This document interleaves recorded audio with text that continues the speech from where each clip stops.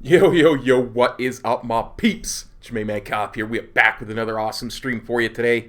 And my computer's having weird issues, so bear with me while I get it all set up. Let's bring up the stream.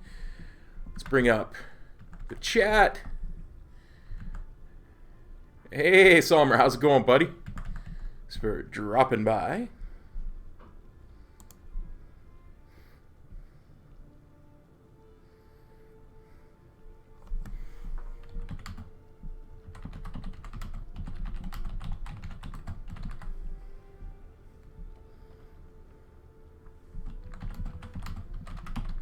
See if we can't get Metro in here.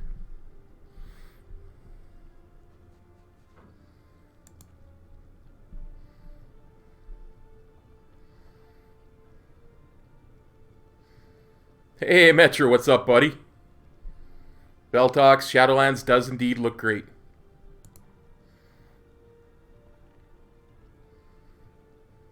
I know, Sommer, I know.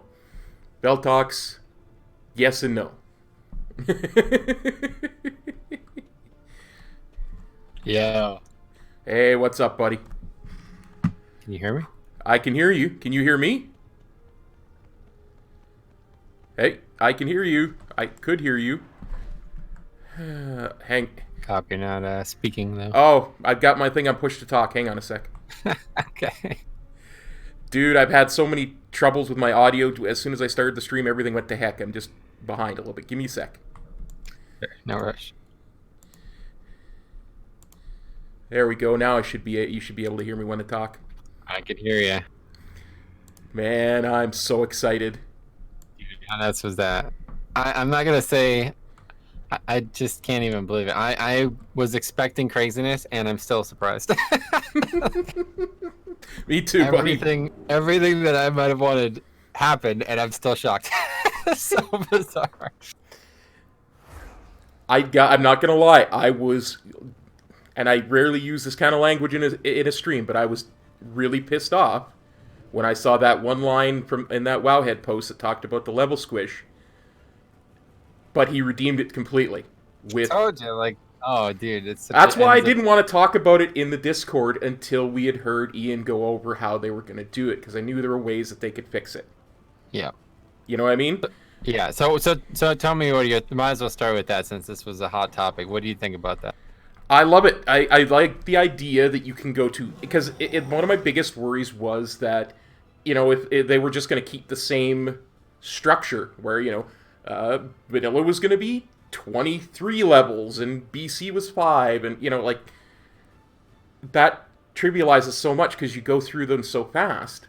But now you can go to any expansion and level through it. From level 1. When he said that, I almost, like I said, I expected nuts stuff, and I was still surprised. I was so happy. I was like, damn it, Metro is going to be amazed with that. He's going to be so happy. Dude, so freaking excited. I mean, that's exactly what I've always wanted. As you know, Party Sync got us close, but not as close as it could have gotten. And now that's just insane. The fact that he even mentioned it by name, you could do mop from 1 to 60 or whatever. I know. It just makes me wonder. Yeah, go ahead, good. I was just going to say, that's what we've both been wanting, is to go straight to mop or something like that, you know? It would be so great, and especially because, you know, there's so many good zones out there, but you never really get to do them because of how the game works nowadays. I never had anything wrong with the level squish in my head. I always just thought it was a waste of time because it was going to be fixing something that didn't need to be fixed. That's what I was trying to say. Yeah. After hearing him talk about it today, it makes me positive about the stuff, because I hope that there'll be more customizations as well. Yeah. But the leveling, really awesome. Awesome. I mean, It's everything we ever wanted with leveling, you know? I was so worried that it was going to hurt, and you know how big of a lore junkie I am. It was going to hurt the lore. Nobody was ever going to see anything again because they were going to be screaming to the end game. But now I can spend 50 levels in Pandaria and do that whole expansion and then go off and do their normal stuff. I can do that with Wrath of the Lich King. I can really immerse myself in the story. I love it. I love the idea of it. I can't wait to see it in action. I can't wait to see the eventual beta, alpha, etc. But what's coming soon, and I'm even more excited for at this point, honestly, is the fact that Death Knights are taking over, man. What'd you think about that? I love it. I love it. I know how excited you are for it. I'm just as excited. Dude, to be honest, dude, this is me. Like, this expansion is made for me. Like, everything I wanted was announced today. And I have to say, the one thing I wanted that I didn't want to be in the expansion was no new class, because I thought it was going to take away from creativity at endgame. It was going to upset the balance of the game. I am so freaking happy that they have not added a new class. And I know a lot of people are mildly upset about it. But the ideas that they have instead, like the new character customization and the new... what are you calling it? The Covenant system with the talents, basically. That looks insane. It does. It gives a whole new way of customizing your character at max level. And it's just... there's no need for a new class. I don't know if you watched my What to Expect at Blizzcon video, but I was even lax about it. I was like, well, they do a new class every other expansion. I suppose we'll have, I don't know, a Stalker class or something. I didn't want it. And they didn't. I agree. I'm so happy because I think it would have been a huge waste of resources, and we'll see what this new system develops into. The fact that they even also mentioned that they didn't want the, how BFA systems were kind of spread out and all over the place. They wanted these to be very specific with this Covenant, and then also, with the other stuff they talked about, like this endless dungeon feature, which is insane. These are much better ideas for a 2020 video game. I think it's absolutely the right play. They have to break the mold a little bit, and I am very confident that they're going to do just that. Absolutely, Metro. It changes the whole game. Like, that's just what they're doing. And I'm going to step aside from World of Warcraft for one thing really quickly. The thing that I was really impressed from the very start of the opening ceremony, before anything else, J. Allen Brack stepped out, addressed the elephant in the room, did it the right way, and cleared that fog that was over the entire thing so that they could move on with good stuff. And that was, I have to say, I was pretty impressed with that too. I don't really care about this stupid politics nonsense, but the fact that he literally can't, I mean, he said everything he needed to say, right? Like, it was perfect. Absolutely. It changed the whole environment. I bet it would have been awesome to be there too, because there was probably tension, wondering what was going to happen, who was going to cast the first stone kind of thing. But he came out and he tanked it. You know what I'm saying? Like, he made it happen, and that was awesome. That was the BlizzCon has been absolutely spectacular, man. I'm literally thinking about ways to not go to this wedding tomorrow because this is crazy. They had there was a chasm directly in front of them that would have descended into the whole, well, you guys have phones, don't you, type of thing, only 100 million times worse, and he basically just sidestepped it and jumped over the whole thing.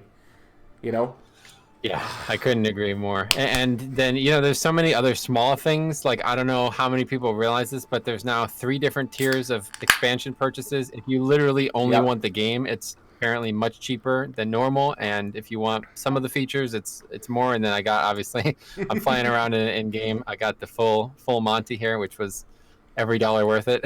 Honestly, that's what I'm looking to get. That's what I'm looking to get. Have you seen the weapon illusion yet? No. Oh my god, dude! I'm gonna show you. I have a picture. Let me see. I'll put it in your Discord in a second here. Absolutely. I just to address the people on my stream about this. I've got I don't know what many people realize, since I'm not monetized on YouTube. I have a link in my description for tips. What I'm gonna do is any tips that I get now until the end of the year, I'm gonna put towards the full Monty purchase of that, and I've got little things on my stream screen to show that. We've got a tip goal, we've got a stream boss, we've got a tip jar, all that kind of stuff. Cool. Yeah, good luck, man. I hope you get what you're looking for. So I just talked about it, and like I said, I'm showing it on my stream right now. I'll talk a little bit about it more.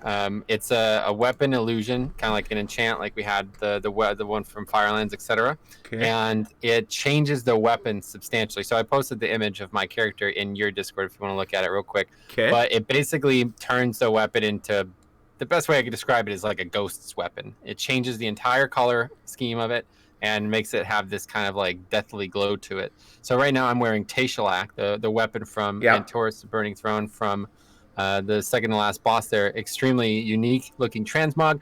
It's no longer on fire. Let's put it that way. It's now a ghostly version of it, and now matches my transmog perfect. It's one of my favorite weapons in the game, but I never wore it because it didn't match my transmog. Now it matches perfect. So I swear this was made for me. This whole expansion, it feels like it was born and bred for. This is the Metro expansion. Might as well call it World of Warcraft Metro. I have to say it, man. This is the DK expansion. I'm ready. We're actually talking about this in the guild Discord. There's a guy, actually, he was on the stream. I don't know if you saw it. Juggalo, he used to be in the guild, and he got this big beard. He plays all the warriors. A lot of people know him because he levels all these warriors. Well, guess what, buddy? I'm coming to take your throne, dude. I'm leveling one of every Death Knight. Let's make it happen, dude. We got all kinds of options now. Do it. I'm gonna try. We'll see what happens. You got to level 1 through each expansion's content. Yep. Now, so here's the question, right? What's going to happen? What's going to happen with allied races? Are they still going to start at like a level 20 equivalent? Is that going to be like level 5 or something? We don't know. How long do you have to level them in order to get the heritage armor? How's that going to work? What's going to happen with Death Knights? If you make a Vulperian Death Knight, is that going to start at level 5, whatever the new equivalent is? Or is it going to be higher, like the old DK equivalent, maybe 30? I don't really know what's going to actually happen. Are we going to get heritage armor from these new DKs?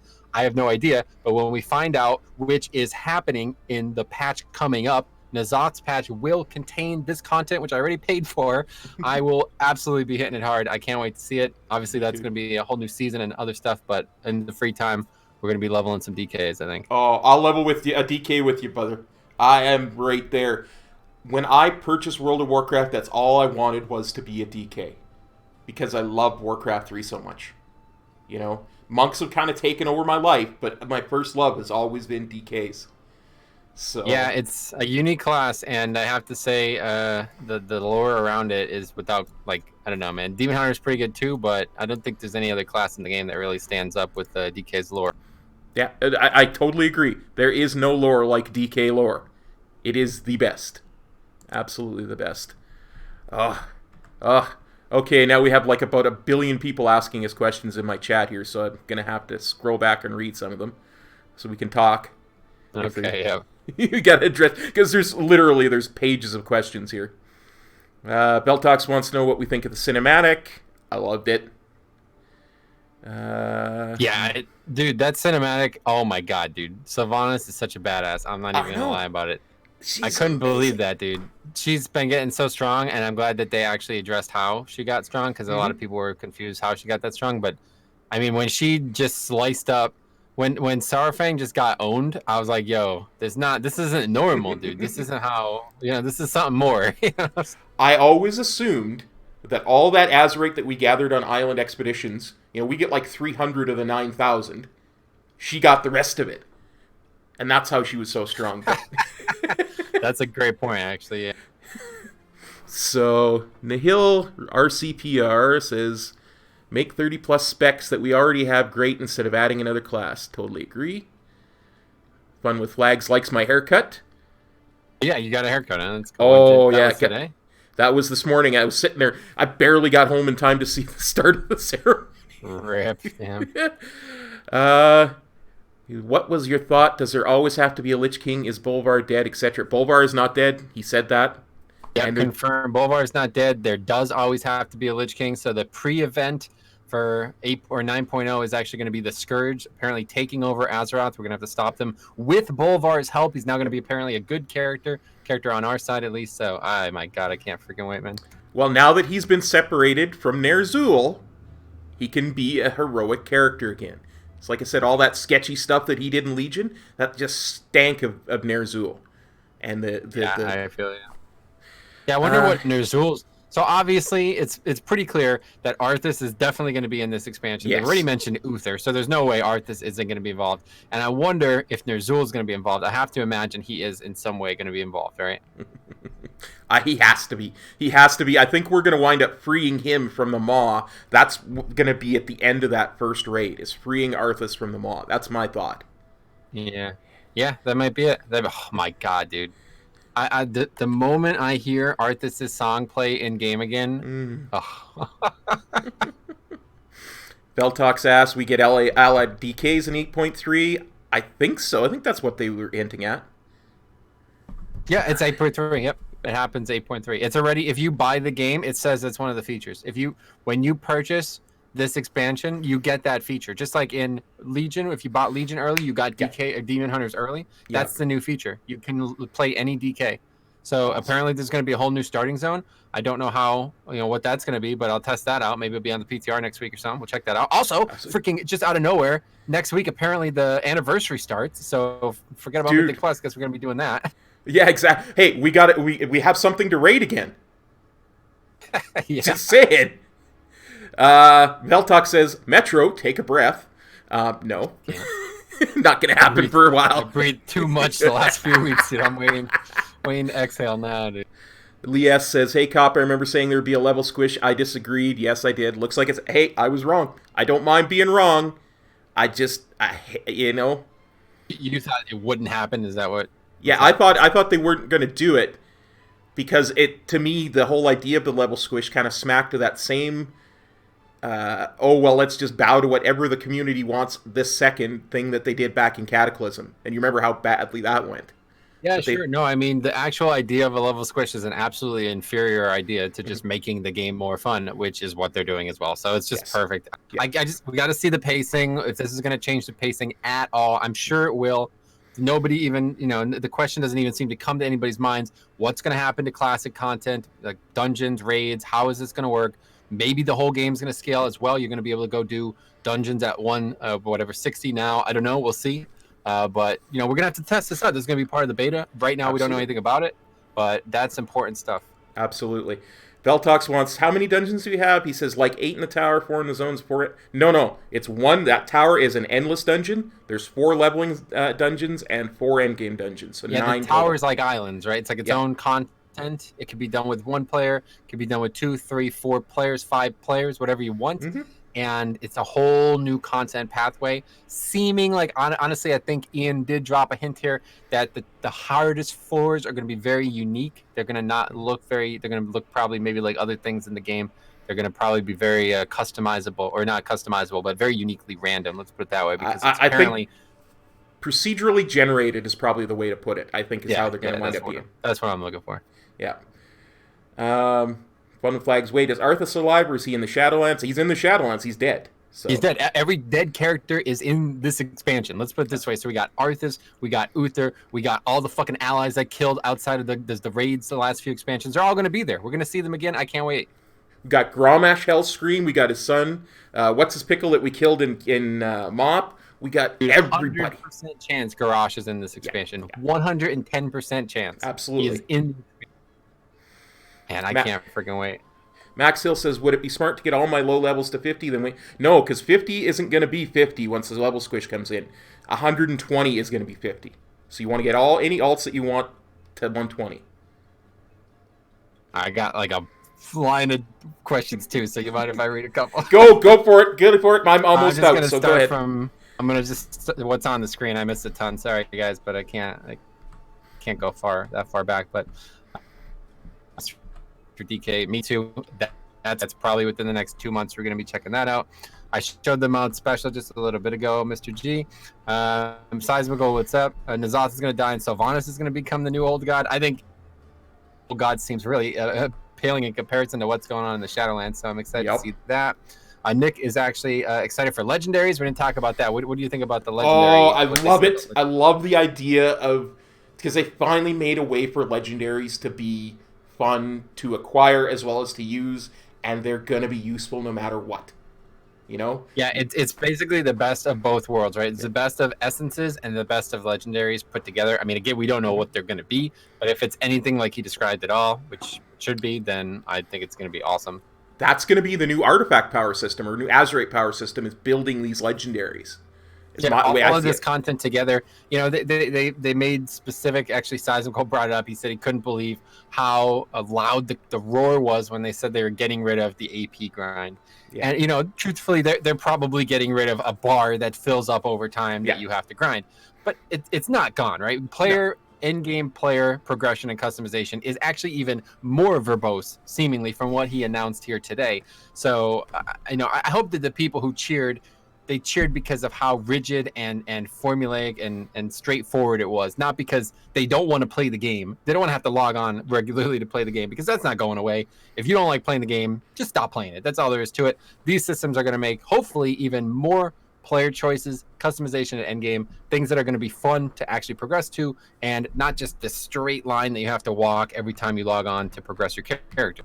Well, and that's what Ian said. He says these things are going to build based on, going back to the whole thing of weekly chests. It's based on what you did and what dungeons you did and what bonus bosses you bonus rolled and what all this stuff. It's based on what you do that you can get equipment. And the same thing with legendaries. It's going to be based on how much you're playing still. And just like you said, if you don't want to do that, don't play the game. But I thought that was the best thing that they could have said. You know, kind of splitting off onto the weekly chest, that made me go, you know what? I might actually get into 5-mans now. Like, that's enough to push me to where I don't even care. I want to be doing that now. Where right now I don't necessarily do, because, you know, I've been a slacker. I'll explain that just in case anyone missed it. What he said was, again, this is another thing that he said almost over a year and a half ago. They've been developing these expansions years plus in the future. But anyway, what they were talking about was the possibility of, instead of the weekly Mythic Plus cash, just having a single random item in it every single week out of a pool of, say, 60 to 100 different items. You now get a choice of 5 to 6. And he did kind of make it sound like it wasn't only going to be for Mythic Plus. I don't know how it's going to work. They might extend it to raid, something like this. But either way, 5 or 6 items were the words he used. And then you're going to be able to choose one of the 5 to 6 that you get. And if you don't want any of them, apparently there's still some kind of backup item that you could use as well, or that you could choose instead. So it's just a much more, obviously, just defeats the randomness in many ways. Yeah, and I like the idea of being able to choose, because maybe in raid I've got like right now, the one thing that I need out of raid is a ring. I haven't been able to get one, but now there's probably like hundreds of things when I go to my weekly chest on Tuesday that could pop out of there. But if I go there in Shadowlands, there's going to be 6, and maybe one of those will be a ring that I could choose, if that's the one thing that I'm short of. Yeah, I wouldn't count on that. I think you're maybe reading a little differently than the way when he said it. I just assumed he meant the different types of chests in the game, not if you do any content, it's going to all combine the luck pool into one chest. But maybe that's possible, I guess. I wouldn't expect there to be a raid chest, but you never know. You never know. Well, I don't think there'll be a chest, but there'll be some mechanic where we can go and say, okay, I built up enough XYZ content, not necessarily raid, not necessarily dungeons, but everything that I've done is built up enough, some kind of currency that I can go and say, okay, here's a 455 ring. Or, no, I need a weapon. Here's a 455 weapon. Or, you know, something to that effect. Yeah, maybe, presumably it'll still be random. So there's probably still going to be weeks where all 6 items are things you don't want. Like right now, if I open that same item right now, it'd be very, very unlikely that any of those 6 items I actually want. But either way, it's a step in the right direction. So I'm going to read some more of what we said, what we saw here. Stelgnia asked, can I buy the expansion and then give the extra money for the collector stuff later? I read a little passage about that on the website, but I didn't retain any of it. So check out the website and see what it says. I don't know for sure. I would say yes, because, if I may, I'm just going to interrupt for a second. I would say yes, simply because that's what they've done with collector's editions in the past, where you can buy the collector's edition stuff later on, but maybe not immediately. You know what I mean? Yeah, that's probably the case. So Seismical then says, dude, the Moz outside world content sounds amazing. So that's referring to the fact that there's like potentially an entire zone that's just this dangerous area. Like there's no friendliness to it. I mean, it sounds interesting, but we don't really understand how that's going to proliferate. What do you think about that? It sounded to me like it was a very similar idea to Tanan Jungle, but without any hubs. You know, so there's always going to be world bosses and world quests and all this kind of stuff that we can go and do there, and it's very dangerous, and we're going to have to plan very well, because there's going to be no safe place. It's pretty much going to be combat from start to finish. It just makes me wonder, how do we get there? Like, if there's no area that's our friends, how do we arrive? But yeah, we'll see. I'm interested in that for sure. Mr. G says, do you think the new 4 horsemen from the DK class hall is going to help us in the Shadowlands? I think without question, every Death Knight related thing that ever happened in the last few years is going to happen, including Arthas, including all the stuff from Legion and anything in between. I think it's without question, right? 100%. I would even bet that we'll see some of the original DKs there, like Terran Gore and the original DKs from back in like Warcraft 2. That'd be cool. Yeah, if they're all as far dead back too. as those games. Yeah. Okay, so Chuck asks, what's happening with the anniversary? It's just that they confirmed that it starts this week. If you don't know anything about the anniversary, that's not really new. You'll just want to look that up. But this week, just confirming it, this Tuesday probably will be doing AV and whatever else is in the game. Forget about Mythic Plus. Astonia says, I'm happy they reduced the RNG on Mythic Plus and Professions. Now let's hope they do the same on Mount Farming. I don't think they'll ever do that with Mount Farming. But yeah, definitely Professions. What do you think about what the change? Oh, that is amazing. I might actually have to become a leather worker now. Like, if they really do this well, because they said that they're very early in the iterations of this. But if they do this really, really well, professions that craft gear for your class might start to outstrip stuff like alchemy.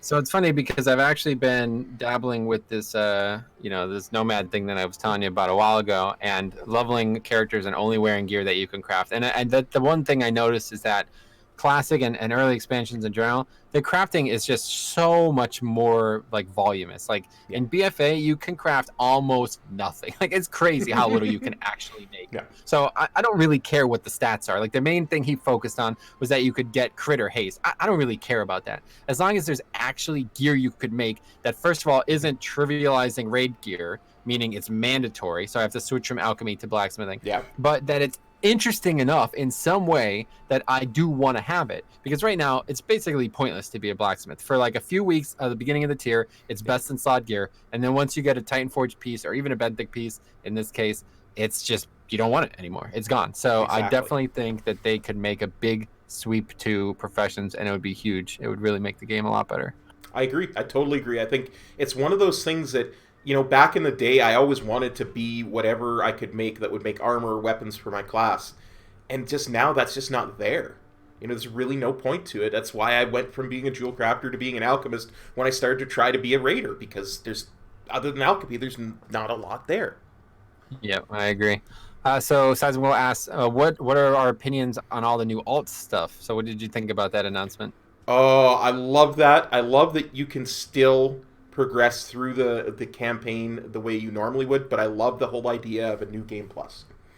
So I would say the big thing there that was announced today was that they're making it so the character that you start the expansion with is all you ever need, but if you want to do other ones, you can start pretty much where your main is. My Death Knight is going to be the one, obviously. Yeah. So when I level my Paladin or my Shaman, what's it going to look like? I don't know. They're talking about you'll have a market advantage.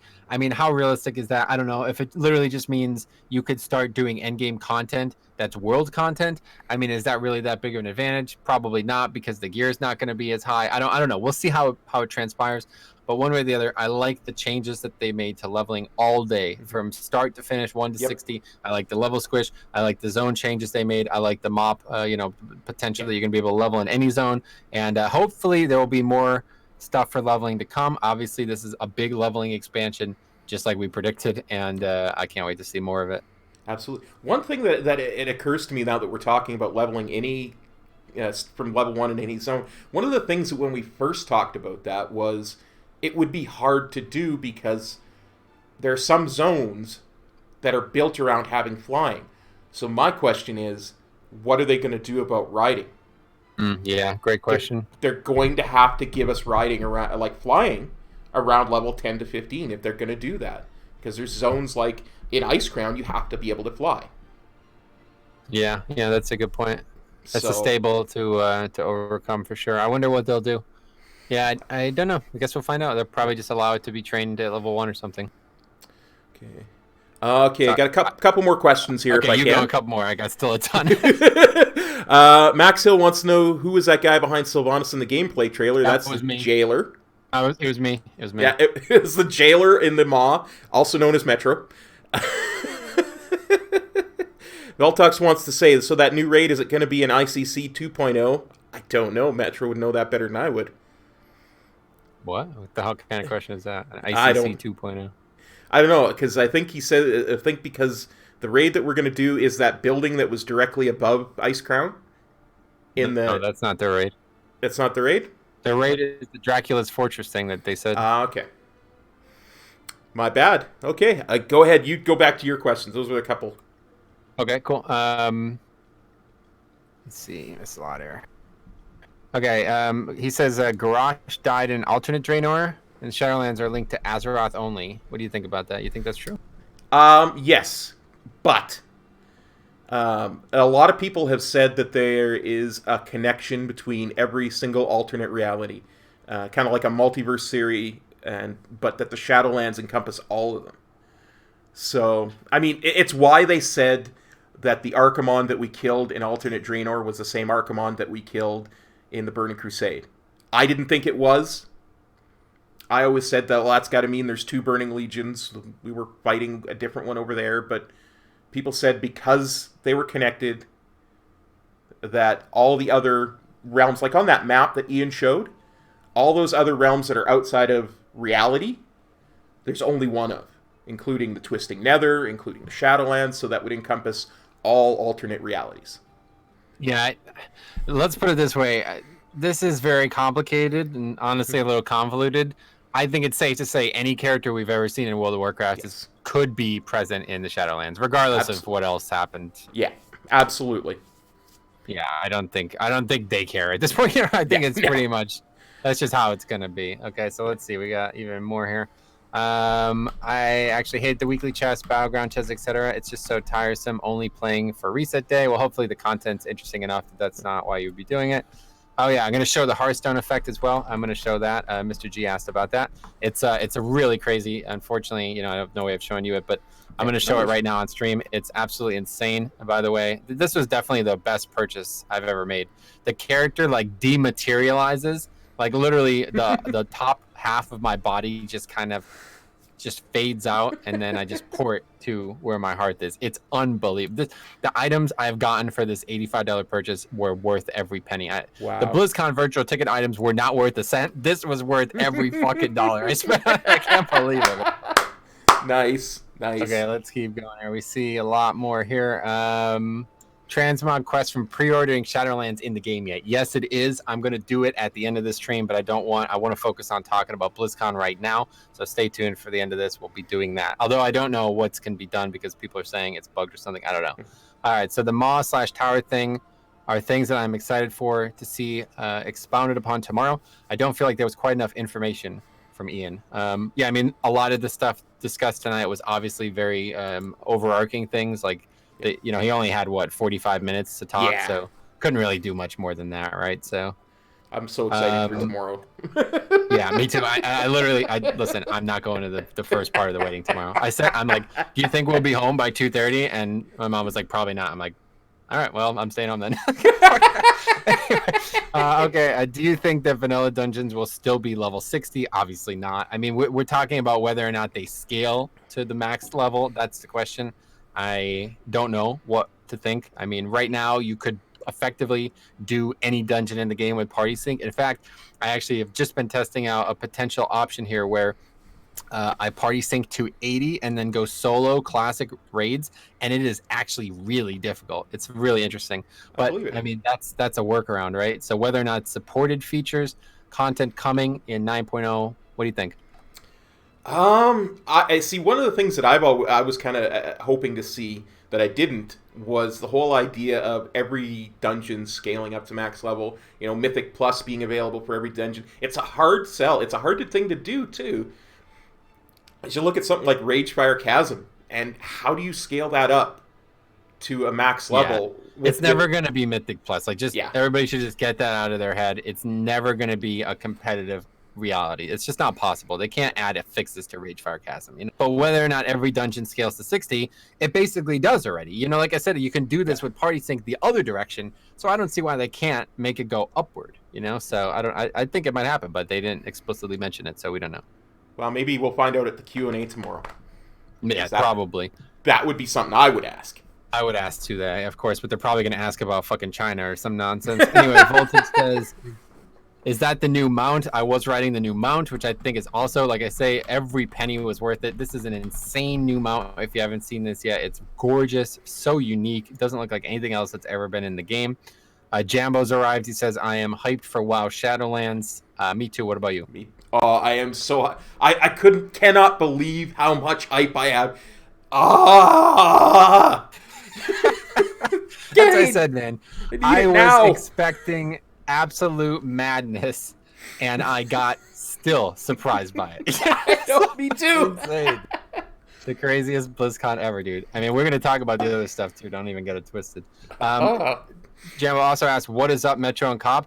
Oh, not much, man. Just chilling. Yeah, just hanging out. Nothing much. Sizable just super chatted. What's that? He goes, $20 super chat, by the way. WoW is saved. Ian is my father. Didn't know you guys were related. Tell him I said what's up, man. He's great. Yeah. He's doing a great job. I'd tell Ian, he totally swerved me the other way with the level switch thing. He did good. Tell your dad he did good. How about that, man? Okay, then Jambo says, this leveling you guys are talking about, where did you get the info so I can read it later? I'll probably end up watching this vid tomorrow for the stuff I missed. I mean, everything we got information-wise was from the panels at BlizzCon, so I don't know if you could read about it somewhere. I'm sure Wowhead has probably summarized it by now. Yeah. But if you haven't seen the BlizzCon panel, then I don't know what to point to. Kill Die here says, hey, Kop, just got up work and saw the Shadowlands announce trailer. What have I missed? So much. So very, very much. Hey, guys, what happened at BlizzCon today? That would be a question, right? Yeah, exactly. We can't. It's too much. Too much. You can't handle it. Faye says, more pre-orders? Do we trust Blizzard enough for that? What do you think, Kop? Absolutely. If I had the money this second, I would go and get the epic version of it. Oh, God. That's why I've got a tip jar on my stream for that. Let me put this way. Every other expansion, I never even thought, not even crossed my mind. It never even came across my mind once to buy the super deluxe version. Whatever. Never even. I always said that's a scam. Don't buy that. You're an idiot. They're just getting extra money off you. I bought the second it came out. The second I saw what they were giving. Not even. Take it. $85. I don't even care, man. Lambie here says, so I'm taking you didn't enjoy BlizzCon this year. Yeah, no, it was horrible. BlizzCon. Worst really BlizzCon ever. I was really hoping for Diablo 9. They only announced Diablo 8 today, so. Yeah, that's it. Okay, let's keep reading here. We got a lot of them. They didn't say anything about Shadowlands being linked directly to Azeroth. Yeah, I would tend to agree. I think there's definitely the open window there. Do you guys know if buying the heroic version of Shadowlands pre-purchase will get me the level 120 boost right now? It does. I bought it already, and I have the 120 boost. Even though I don't have a character to use it on, I do have it. Assuming I'll probably never use it, but it is there. And it's just going to be a 60 boost, right? It's not going to change, obviously. People are like, oh, do we have to use it before you become 60? No, of course, it's just going to become a 60 boost, surely, right? A 50 boost, actually, because level 20 is level 50. That's right, of course. It's 50, yeah. Sorry, 50 boost is what it'll be, yeah. Estonia again says, imagine Mechanome DKs being the best DPS race. I would definitely, I want to level 1 of everything. Honestly, I'm not even lying about this. If I had the free time, I would I would embark on a quest to level 1 of every Death Knight. At least to some level, I don't know, but it depends what level they start at and what everything's going to look like once it's all done. But that's coming in 8.3, guys. 8.3 is around the corner. We're talking about probably late December, early January. So that's not far away at all. That's less than 2 months away, I'm sure. Lee S here says, when do you guys reckon the release date will be? Midsummer like BFA? I would think September. I think it might be later, man. Yeah, I don't know. The fact that when you pre-purchase it, it says December 31st. That was my thought. Originally, I was thinking maybe next year's BlizzCon is when it'll go live. Like, we had a couple of expansions ago, we had that happen. But yeah, I think it's going to be later in the year for sure. Yeah. It will be probably at least, 10 months from now. September, October is my thought as well. Yeah, so, everybody's talking about the sword transmog thing, which I have to say this is the best purchase. I would have paid $85 probably just for this. It changes Tayshalak into a freaking blue weapon. It's the best thing ever. I mean, there's nothing else that's anywhere near as good as this for the weapon. Yeah. They're also going to be doing a ton of interviews for the community between today and tomorrow, says Sky. So that's great. They already did one. I think Ian did one with that Denmark group. So I'm sure there'll be even more to read. Maybe I'll do another video on these topics when we get here. What else? Have you done the quest for the transmog? Not yet. I tried to do it earlier today and we couldn't figure out how to do it. So I might try it at the end of the stream and see if it's been fixed. When I purchased this mount, this thing that opens the quest, it's called a guiding orb. It didn't work. It was like a square box with checkers on it, like it means a missing texture, but it's not working. So maybe they fixed the quest as well. Shard asks, was the character customization for 8.3 or 9.0? It's definitely 9.0, not coming in 8.3. But again, 9.0 will be well before the actual expansion. So probably sometime next summer, we'll see that character customization. What'd you think about that, man? I'm telling you, that freaking, when I saw those dwarves, dude, we were just talking about. We were just talking about Wild Hammer dwarves. Yeah. We talked about that like 2 or 3 days ago. Oh, Midna says it's fixed, the quest that you're talking about. Okay, cool. We'll do that at the end then. But yeah, that Wild Hammer dwarf skin, I was like, wow. I can't wait to see what there is for orcs. Like, they showed undead. I mean, undead, they're cool. I mean, whatever. You know, you're goth, you might like undead. They showed humans, you know, trying to be like racial. They had like an Asian human. I mean, hey, come on, I get it. Some people don't look like me. But when I see the orc, dude, I'm telling you, we might not actually be changing our main. If the orc is cool, we might just be staying orc. I know, right? Oh, it's so nice because it looks like they're going to do new models for every single race all at once instead of piecemeal like they did last time. Yeah, it's pretty much what they're doing. So Theodorus comes in with this standard line of questioning. Wait, so we're getting a squish? I thought we were going to 130. If we are not going to 130, I'm disappointed. Hi, all. Darn it, Theo, you were in my Discord. We talked about this. We're know darn well. Okay. Biggest troll in our Discords. He says, I purchased the max one as well, but I do not have the Hearthstone effect, so how do I access that? It's in your toys. It's just, yeah, you have to open it. It's in the toy box. Just go through. It's called Eternal Traveler's Hearthstone. You'll get to the E's, you'll see it, and there'll be a little box. You just click it, open the box like Christmas Day. You pour it, you get all kinds of crazy hearts, which is absolutely insane, by the way. It's so freaking cool looking. Oh man, you're gonna go nuts when you see this. Oh, I want it so bad. Okay. Yeah, you're gonna want it. Yeah. Mr. G said, "What's the clickable thing on the mount in the back of it, like on the butt of your cursor?" Yeah, that's the thing that starts the quest for the transmog, which we are going to show off at the end of the stream. What's the difference between the $85 and the one below that? It's explained pretty well on the website. I wouldn't be able to explain it any better than that, so I would just check out the website. It shows exactly what you get for each purchase. Anthony Viton says, "Hey Metro, I'm getting wild withdrawals since I'm in vacation in the Philippines." Oh, I'm sorry to hear that. Philippines is getting destroyed by weather right now, aren't they? Hope you're safe, man. Super hyped with the Shadowlands stuff. And I'm gonna have to concur. I like WoW. Let's put it that way. This has gotten me so freaking hyped. It's a DK expansion. I know. I may have to actually play my DK way more than I do right now. Let me just say it that way. I think we're gonna see a lot of Death Knights next expansion, man. There's gonna be a lot more DKs. No fire DKs though. Yeah, I'm really glad that was all the things they didn't announce that aren't going to be in the game. I am more excited about that. No new class, no nonsense with specs. This 4-spec bullshit that everybody was going on about. I'm so happy that they're not overcomplicating a system that already works relatively well. Build on it. They confirm they're adding new spells that used to be in. They're talking about class identity instead of spec identity. So spells potentially like Gorfien's Grasp might be being used by all 3 specs again. They talked about alter time and stances a long time ago. So again, further evidence that they've been developing this expansion for over a year now. I mean, it's not even going to be out for probably another year, right? Yeah, absolutely. Important question here from Ren. He says, if Shadowlands is 50 to 60, how are they going to squish 8 expansions into 50 levels? They're going to allow you to get those 50 levels in any expansion you want. You can start at level 1 in Jade Forest if you want, Ren. You can... Right. Every single thing will be accessible from level 1 now. The only question is, with Classic having potentially what we're estimating 150 levels of content, what is that going to look like when you go to level? Does that mean leveling is going to be easier? Does that mean it's going to be harder? It's not obviously going to give you as much raw experience as mop would. So how's that going to work? We don't know yet, but assuming every single thing in the game will now scale upwards and downwards. It already does upwards if you're manipulating party sync like me and Kop have been. Yeah. But now it's also going to scale downwards, meaning you potentially start in Wrath, potentially start in mop, maybe obviously Legion BFA as well. Not confirmed, but probably the case, right? Absolutely. You could start in Zaldazar at level 1. To me, that says you can start as a... To me, that says that allied races are going to start at level 1.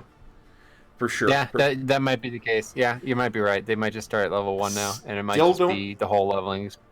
I still don't know about DKs and Demon Hunters, but I would bet that if they're going to do allied races at level 1, DKs at the very least have to go to level 1, and probably Demon Hunters too. That'd be fine by me. I would prefer that, because that's the thing that I hate the most about DKs. It doesn't feel like when you start DK, it feels like you're cheating. You're missing a lot, you know? Absolutely. I know exactly what you mean. Okay, Bellular will fill your feed. Don't worry. Can't wait to see all the amazing content that guy puts out.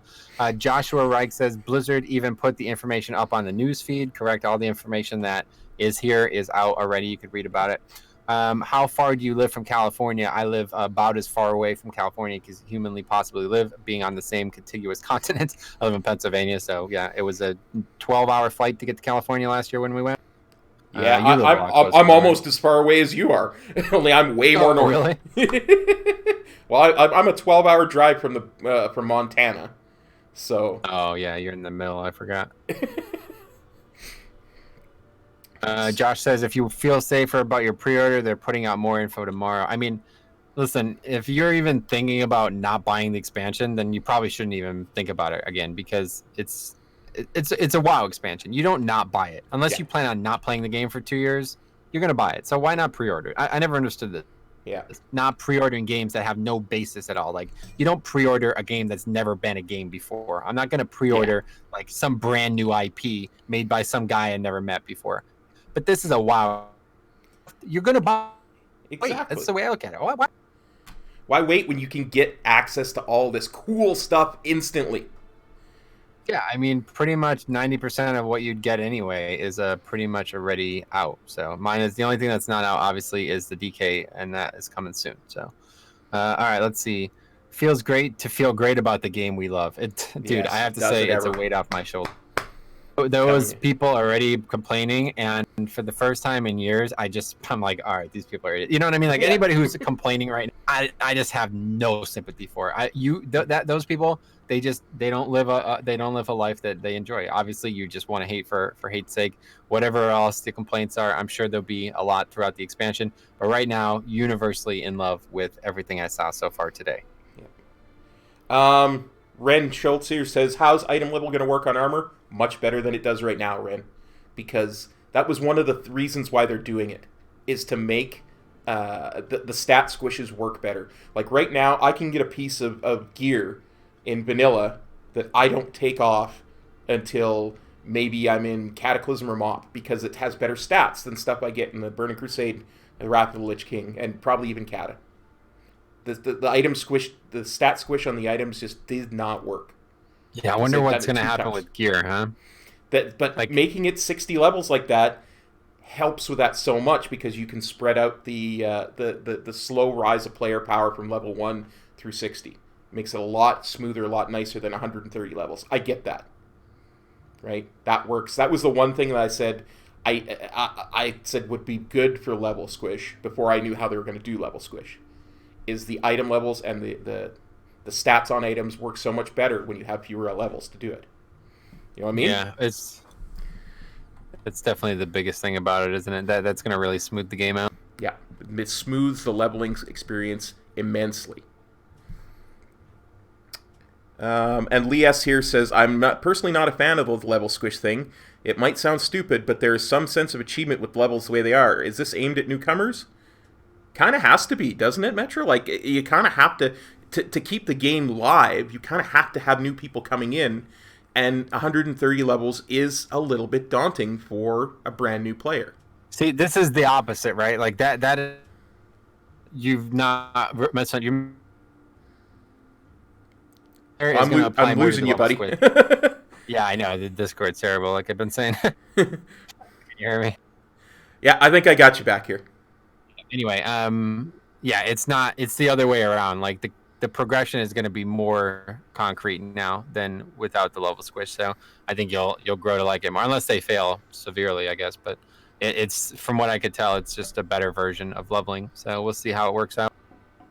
Yeah, and I mean, a fair point. Something Midna said a little while ago was, remember, people were super stoked about Warlords of Draenor too, so it's possible that they could completely stumble and fall on their faces with this, but I don't see it.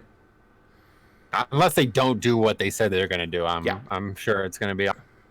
I think they've learned their lesson about that, though. How often do they still get questions about the dance studio? You know what I mean? Yeah. So Joshua says, if A3 comes out in December and January, are we expecting almost a full year of drought? It is probably going to mirror the previous times, but yeah, one way or the other, this expansion is not coming out until at least next fall, right? Yeah. Maybe late summer, but it's definitely next. Yeah, it's definitely at least like 8 to 10 months close, I'm sure. Oh, Ren says, willing to buy player housing. That was the one thing I speculated on they might be able to do if they were to do a WoW quote-unquote 2.0 with a different engine that we talked about, but I don't see that happening for this expansion. There's too much other stuff that they're doing. Maybe 10.0. Yeah, maybe. So Mr. G says, did you see the trolls? Looks like regular trolls will get a straight back option now. It could be. I mean, it did look like that in that image, but I wouldn't say that that's confirmed because obviously that's a drawing. What do you think about?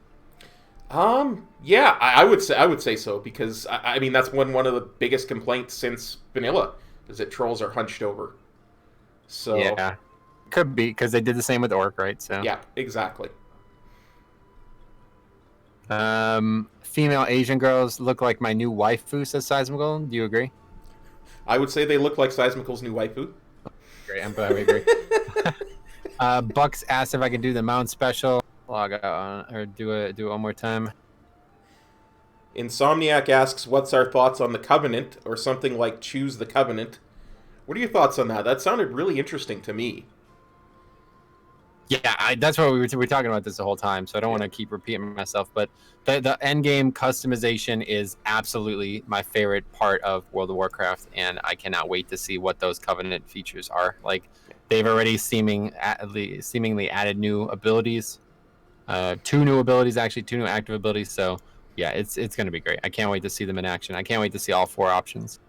Yeah, me too. It seems like the 4 options are kind of themed around each being tied to like 2 or 3 different classes very heavily.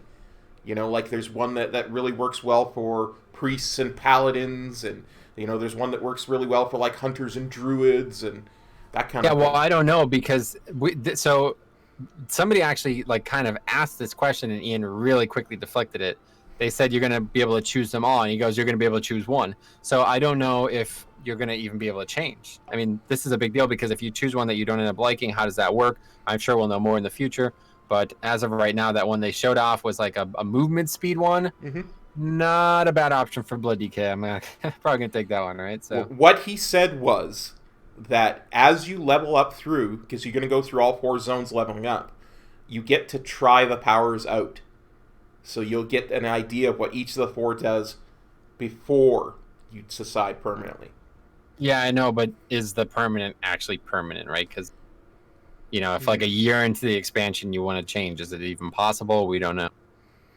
I did not from what he was saying, but who knows? Maybe they might open that up later on as we gain more of the what do they call it? I keep wanting to say Azerite, but it's not. It's that power. Anima, right? Anima, yeah. As we gain more of that anima, maybe we'll be able to access a second, and then a third, and then a fourth. You know, 9.1, 9.2, 9.3 type of thing. Maybe, yeah. Maybe there'll be something like that. Okay, keep going through here. Ner'zhul was an orc. Gotta stay orc out of respect for the OG. Honestly, hard to disagree, right? Orc yeah. DK looks like me. Like, that's when I see my character, I think, I'd love to change, and if I could have changed years ago, I would have probably changed $100 worth of times already. But at this point, if they're going to make customization for my old orc, I'll probably just stay orc, you know what I mean? And make new characters, make new DKs. I mean, to me, my Tauren DK is me. You know, that's how I see myself. That huge, bulky beef. You know, that's how I see myself. So I mean, I would stay a Tauren myself. So got to stay Tauren DK. Okay, I just gotta read through these. Go ahead. I won't interrupt. Okay. Matt says, "What's up, buddy? Nothing much, man. How's it going? Did they say when Shadowlands is coming? No, of course not. They're not going to announce that this early." Jambo says, "Metro went from I don't know, guys. I'm kind of in love with Shaman. I might switch mains. First of all, I never said I would switch mains. That was never said. But look at the sick Tauren heritage, because I was talking about the Tauren heritage for Shaman. I really like it." And then he says, and then Blizzard says, "Here's Shadowlands and DK stuff." And then apparently I says, "I'm not switching from DK." First of all, complete switching from Death Knight, but it's not a bad summary of what actually happened in the last 24 hours. Agreed. Yeah. So, and then Sky says class overhauls are the most wanted thing from him, and I totally agree. I really cannot wait to see what they change. I mean, the dude fucking said that Brian Halinka is the unprune or something. What did he call him? The king of unpruning or something? The king of unpruning, absolutely. So that's coming tomorrow, man. We might have to make a separate video just on whatever gets announced there. Again, absolutely. I literally canceled plans that I made about 5 months ago now to watch that stream live. That is how hyped I am. Dude, I'm still going to the reception. At the end of Legion, I just got to say this because you know how big of a monk fan I am. At the end of Legion, one of the biggest problems I had with monks was they took away an ability that made my monk feel a lot more survivable. It was healing elixir. That's just a small example of some of the things that they can bring back to make me feel more like a monk and less like a windwalker. Yeah, sure. That's true. If they get either way, it seems like they're gonna make it so every you might have all these abilities and all these specs. That's the thing. I would love to see gore fiends for all 3 specs of DKs. It's just a basic thing we talk about all the time on the stream. It would balance DKs. It would help bring them higher up in the meta, and stuff like that would be really nice. Yeah, because you could bring a second DK, and then you've got 4 grips. It'd be nuts, right? Yeah. You could use them all the time. Okay, let's see. Just tuned in. How do I start the quest for the transmog set after I pre-ordered? You click on this little thing on the back here. You can see it here, guiding orb. We're going to be doing it at the end of the stream here, so stay tuned if you want to watch me do it, or obviously you're going to do it yourself. Have you picked your covenants yet? Asked Bishop. No. No, but if you were to choose one today, what would it be? Oh, I'm really kind of leaning towards that light one for my monk. Maybe the forest one, but not really. And for my DK, I've got to go with the DK one. You know what I mean? Like that the necropolis and all that. Sadly, it's options seem best for my class. But I have to say, if I was basing it purely on aesthetics and theme, I would definitely be picking the Bastion one, the Kirinar or whatever they're called. It looks so much like what I love about the game. It looks like this mount that I have on right now, basically. Very, very regal, very strong looking. Yeah. So I would say I would probably pick that one, but again, it's going to depend way too much on what the actual abilities do and how they synergize with Blood DK. Yeah, absolutely. Beltox says so many people creating DKs right now. What'd you say? Said so many. Beltox says so many people creating DKs right now. I guess the DK starting area is overloaded. I could imagine everybody's getting ready, right? Why bother? Wait until because there's going to be a new DK starting zone, right? At least maybe not in 8. Maybe it's going to be 9.0 that they do that. I assume that was coming in 8.3, but maybe I'm wrong. Maybe it's just the ability to play. No, it has to be, right? It has to be. If they're adding allied race DKs, they have to have a new starting area. Yeah, because the old one wouldn't make sense. Like, it doesn't work that way. Exactly. Okay, so that's crazy. That's huge new content, by the way. Okay, let's see. He asked what a covenant is. People explained it, but yeah, long story short, covenant is like a new quest chain that's going to not only unlock story progression, kind of like your own Suramar campaign or your own war campaign from BFA. It's going to be per this covenant, so you're going to do one for this one covenant only.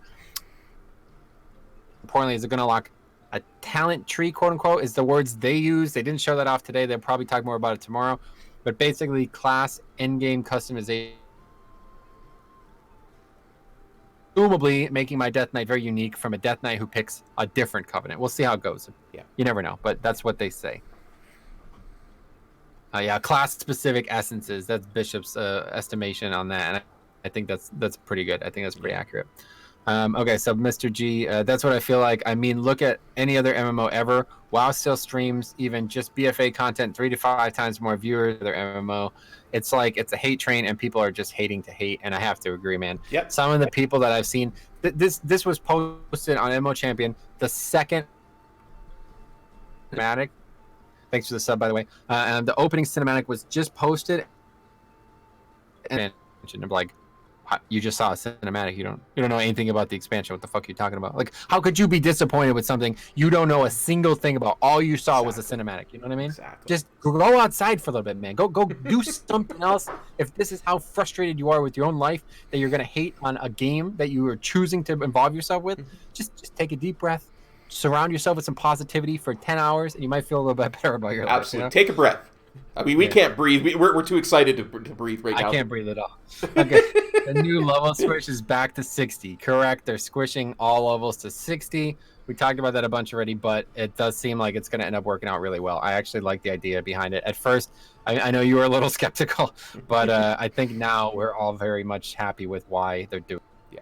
Yes. I was skeptical because I thought they were doing it just to do it. And doing it to 60, it just smacked to me of, well, everybody seems to like classic more than regular, so we'll just do that. And I was wrong to think that, but I that's why I didn't want to talk about it in the Discord. I wanted to wait until we waited because it seemed like it was going to get heated there. So Edgar says 1 to 60 is going to take as much time as 1 to 120. We don't know the particulars. We're just kind of talked about the possibilities here because obviously as a level 1, you're going to be able to start in any zone. It's pretty clear that, some zones go faster than others in terms of experience rate. How is that going to play in? Are they going to normalize that? Are they going to make it so WoD takes the amount of time that, say, 1 to 60 used to take, like Classic's version, you're going to have to do every zone? I don't know. Who knows? Is it going to be like that? We don't know a thing about it. We'll see probably in maybe like late spring, the beta, or maybe early spring. I don't know. I would suggest, and I said this about before we even knew anything about it, I would suggest that yes, it will take they kind of like how long it takes to get from 1 to max level, but they also talked about streamlining it. So maybe it will be a little bit quicker and more effective, but also more enjoyable. That's it right there. I don't think they're going to make it any faster, but it's going to be faster because you're not going to have to travel between all the expansions. And that's why Party Sync is faster, coincidentally, because you can just stay in freaking Elwyn Forest and do 20 levels there if you want. You can do anything you want, and it's just kind of faster because you're not traveling all around these big zones and going from continent to continent constantly. Absolutely. Okay, so they didn't say anything about Talia, though. What about Talia? Now, I just recently learned that character is actually Bolvar's daughter, because I didn't play Alliance. Yep. So she has to be a main character of this expansion. Yep, she absolutely does, and that's something that somebody in my chat here said earlier. Cannot wait to see, because now Bolvar has been freed from that helm of damnation, or whatever they call it. Talia's got to learn about that, and there has to be a reunion scene. Yeah, it's going to be huge. And I have to say it, I've been talking about this all 2 years now. Mm-hmm. It is Mira Reed from Game of Thrones, the voice actor. She is an absolute amazing voice actor in general. She is a main character in this expansion. They would not have gotten her if it was not going to be, Ellie Kendrick would not be in this video game if she was not going to be a main character. 100% chance. I think if I played Alliance, I probably would have confirmed this 2 years ago that it was definitely going to be a Bolvar expansion. I just didn't know she was Bolvar's daughter until like 3 weeks ago, literally. Nice. Joey Joe says, hope you're enjoying your evening. I'm not really enjoying it. It's not that. Oh, no. Nothing big happened today. Nothing great, no.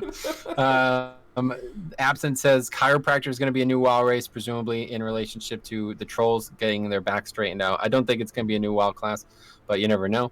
I wish they'd get rid of the talent system and went back to the tree, since we are going back to level 60. So that a lot of people have been talking about that, a talent revamp, and they apparently, at least now on this demo, there's no changes to talents whatsoever. Obviously unfinished. I'm sure there will be some changes to some talents, but are they going to change the actual talent system? What do you think? I think we're going to keep the same talent system we have, but the end game progression is going to be through a talent tree. That's kind of what I kind of got, but it's going to be truncated compared to, say, Vanilla or Wrath of the Lich King. But that talent tree is going to depend very much on what covenant we take. And Yeah, we're gonna I be definitely building points agree. for I that. think there's definitely going to be like a branching progression throughout the talent rows that might come with these covenants, but the actual talents, quote unquote, that our characters have will not change at all. And something that I do want to bring up is something I did see on the forums. Somebody says, I thought they said they were going to learn from Classic. Why aren't they putting the Classic talent trees back in then? And that is because they did learn from Classic. They know that even though the Classic talent tree was a very good addition for the leveling portion of the game, it was almost defunct at max level. Very few actual choices behind an absolute monument of gold that required just switching even more than once a week. So as well as everybody remembers the talent trees, I think 90% of the favor is just in leveling. And it's, they said every level you're going to get something. Yeah. So we can extrapolate that they're adding a lot back to the game because there's not 60 things to get. You could look at the talent stuff now. You could look at everything in the game. Even if they compressed it to 50 right now, there would still not be 49 things to get. It's not the case. So they're adding a lot back to the game. It doesn't have to be a talent tree. It doesn't have to be 5 points in parry. That's just not, that's boring. Nobody cares about that anymore. I think that was something that's really important to remember when you talk about vanilla talent trees is that they were a huge leap forward in MMOs in 2004, but it's 2020 almost. You know what? We have to move on because they don't work for the modern game. Yep, I agree. It's definitely something that I think we're going to see a big change come for, but probably not what everybody thinks it's going to happen. Okay, so Matt says, just watched a trailer while posting on their YouTube. Her pulling the Lich Helm apart was sick, dude. I screamed. I wish I was recording that because I thought she was going to put it on, and then as soon as she hesitated, I'm like, uh-oh. As soon as I saw her pick it up, I literally said out loud to my apartment with nobody in it, now pull that son of a bitch apart, baby. And she did. Dude, that was so freaking crazy. It was the pace, even though it was 5.5 minutes, it was a little fast. I felt like she could have kind of walked through ice ground a little bit more. Yeah. She just kind of ended up there, which I guess is fine, but it was still like, to think about this, right? If you haven't been following it, she went from like absolute calamity at the hands of the Horde to now going directly to Bolvar and just slaughtering him, right? Effectively. So unbelievable turn of events for Sylvanas. Like, just absolute insanity. I don't care. People dislike the character. They like the character. It was an insane swing for a character. Whether or not you like it or not, it's got people talking. Very interesting segue into the next expansion with that. Absolutely. I've always loved Sylvanas' arc, and I think this is a great addition to it. It just develops her more. Yeah, we're finally catching up. Watching the world shatter was so insane. That the sky breaking, when that happened, I'm like, what? What the hell? Oh, yes! I was so good. I was like, yes!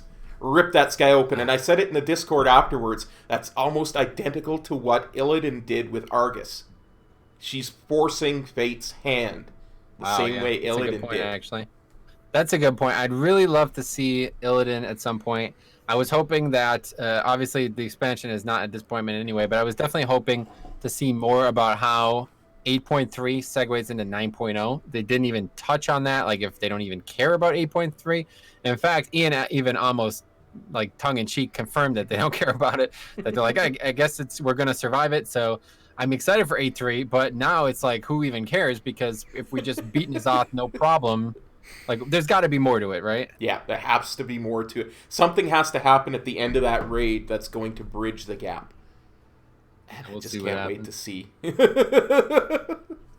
Yes. Matt says cinematic was excellent. I agree. If anybody's disappointed by the cinematic, they're either lying or they thought Bolvar was going to sound more like Arthas. I think that people who are flaying around that saying they're disappointed by it, these are the people who just, they don't have anything positive in their life. I swear to God, it's so like they're just cynical all day long. They live in a world of cynical attitudes, so they can't like anything. They can't be surprised by anything. They can't genuinely enjoy anything. This is the world we live in. It's a sad state where people by default dislike something that they know nothing about. Think about that, right? It's there. I think it's fed into a lot by people who are quote unquote influencers who look to be cynical and look to be negative as a way of making money off of a game that everybody loves. You know, they're being negative to make waves, to get views, to get people to tune in. And really, there's Yeah, nothing you're right. negative. That's the media. That's the media. That's the world we live in. You know, trying to do all this stupid stuff all the time. The media is always trying to get attention. They don't care about facts. They don't care about opinions. They just care about negativity because that's what sells. It seems like. So I don't know. I've said many times, the media's job is not to tell to give you the news. It's to make money for the commercial. It's to get viewers in there so the commercials are worth more, so they make more money. It's the same thing here. Okay, Dog's Blood Official says, do you think Death Knights will stay at level 55? So obviously they're not going to stay at level 55. No. That would be halfway through the new expansion. But what level do they start at? Me and Kop have been musing over it. I would be very satisfied if they just started at level 1 now. I don't think there's going to be any reason for them not to start at level 1 now if they're revamping the starting zone. But what happens with Demon Hunters? Obviously, they're the outlier. They're not changing from what we could tell. They're not adding new races or classes for them. So I don't know. I think they might. I think we're just putting a little bit too much thought into it. Maybe they're just going to cut everything in half, and DKs are going to start at 30 instead of 60 or something. I don't know. Yeah, but see, the thing is, it's not in half. That's the thing. 120 is level 50, so it's less than half. So you would have to start at level 25 for a DK, and you'd have to start at level 40 for a Demon Hunter. And to me, that's just not enough.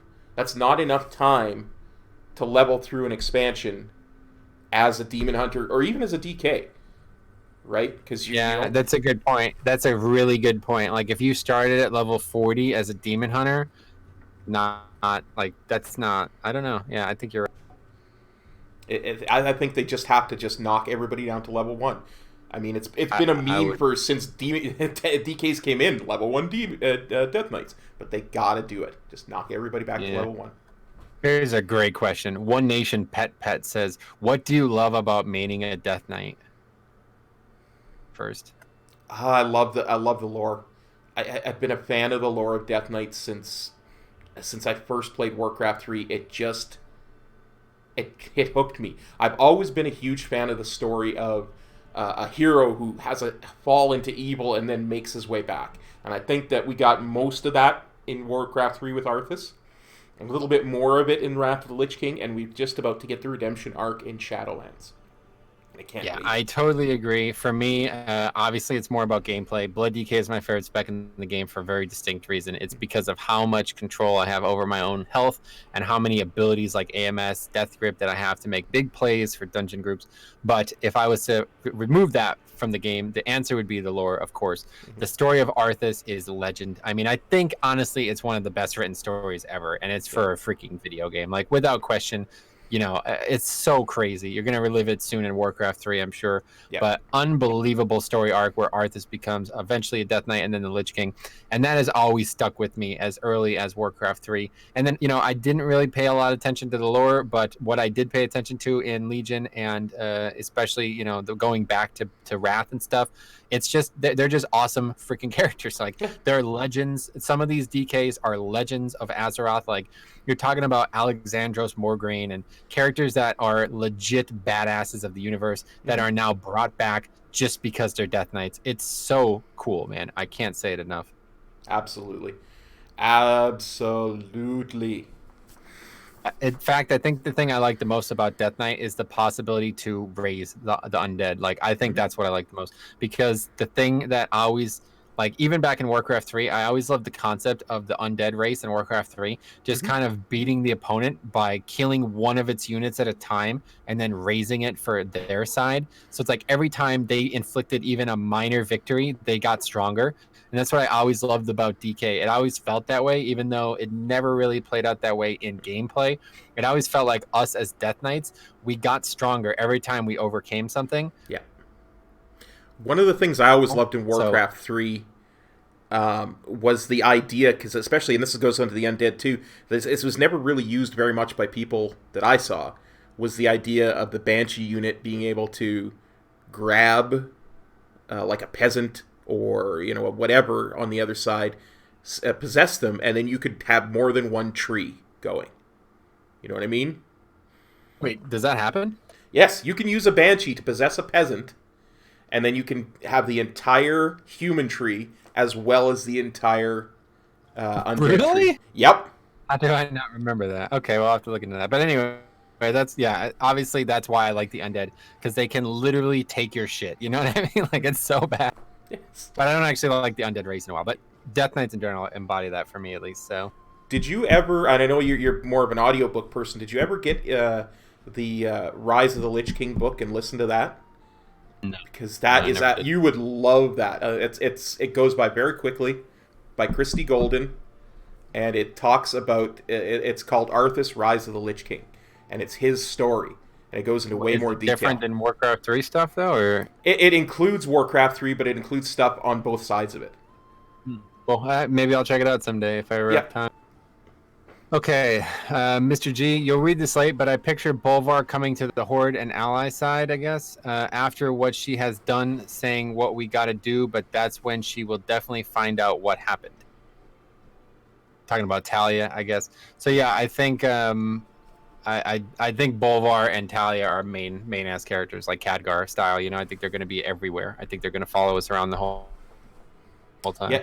Yeah. What do you think? Absolutely. You think Bolvar is going to be a Death Knight? You think like he's going to actually be a Death Knight now, or you think he's just going to be a warrior, or what do you like? What kind of class do you think he's going to? I think he has to be a Death Knight. I think he's like Ian said, he's got the foot in both worlds, better than just about anybody. So he's created Death Knight, so he's got to have that kind of power on him, even without the helmet. Maybe he doesn't have the power of the Lich King, but he's certainly got the power of a Death Knight. Yeah, I think so. I think that's the way. I think he's going to be the new guy who does the Death Knight stuff. Mm-hmm. The new starting zone is going to go through him, and he's just going to be on our side from now. Yeah. Or if you're thinking about this might be the last few weeks to play the old starting zone. I don't know how it's going to work once the new one comes in, but you know, the whole idea of starting out evil and then choosing good at the end, I always thought was kind of lame, even though I like the Death Knight stuff. This, I think, is going to be a lot more realistic. It's going to play a lot better with the story, and if Bolvar and my girl Talia are involved, dude, I'm telling you, man, I love that chick. So we're going to see what happens. Somebody in my chat had said that WoW had to confirm that the old starting zone is going to stay for any of the old Death Knight races, but that all the new ones will get a brand new starting zone that's way shorter. Well, that's cool. All right, we'll check that out for sure. That'd be interesting. That makes sense, yeah. Absolutely. Because all the old Death Knights would still start through Lich King. Yeah, that makes sense. Okay, Seismical, everybody thought she was going to. Now, that's good story writing, and I haven't said that about WoW in years.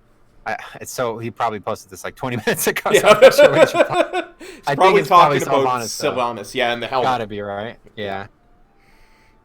Oh, that he's probably talking about her putting the helm on. That's probably what he's referring to. Everybody thought she was going to put the helm on, but she didn't. She broke it. And I'm really glad to hear that others think it's good story writing, because frankly, all the people who say it's bad story writing with Sylvanas, I think they don't understand story writing. Like, you're not supposed to always love the actions of a character. You know what I mean? One of the best characters ever written, in my opinion, was Cersei Lannister, and you hated every second of her being. You know what I mean? Like, it wasn't a character you were meant to love. Good writing, in my opinion, but people think it's bad writing because they don't understand you're not supposed to love every single character. That's the world. You don't love everybody in real life. You know, you hate Frank or Bob or whatever. Sometimes you like them, sometimes you hate them. That's the life that we live. Yeah, I mean, I did not like the calling of Strathholm that Arthas did, but I knew it had to be done, and he did it. It was dirty, horrible thing, but it had to be done. And it was great storytelling. Arthas is another great example. Really, it's up there with any other character, I think. I swear, I'll say this all day. I think Arthas is among the best stories ever written in any capacity in fantasy. No, you'd have to show me one that I didn't know about, because I don't believe it. I don't think there's a better character. Yep. Absolutely. Okay. Devin says, at first, Lich King, but really Bolvar hasn't ever had to defend his crown. So yeah, I totally, it was a little surprising that she just beat him up. But I say, after she just crushed Sarfang, I mean, I'm talking about embarrassed Sarfang, right? Yeah. Like, she didn't just beat him; she embarrassed him. So as soon as that happened, I was like, oh, yeah, she's the real deal. This ain't the normal Sylvanas. You know, something's going on here. You know what I'm saying? I still think Sylvanas could have beaten Sorfang, and probably even not that easily, but probably could have handled him fairly easily without it, because she's had hundreds and hundreds and hundreds of years of battle experience. Yeah, fair enough. But I don't. But you're right. She humiliated him without breaking a sweat, and that's more, like that's more power than she's ever shown. Bishop says, I'm going through the appearance tabs with the new enchant, and it makes a lot of dumb old past expansion weapons look really dope. I'll say this, if you haven't seen it, it basically any weapon that has any type of like colored glow to it, it now turns it into this very high pixeled blue color. And my God, does it look good. I might make a video or something. I wish I could show you every single option in the game. I've already seen a couple pictures.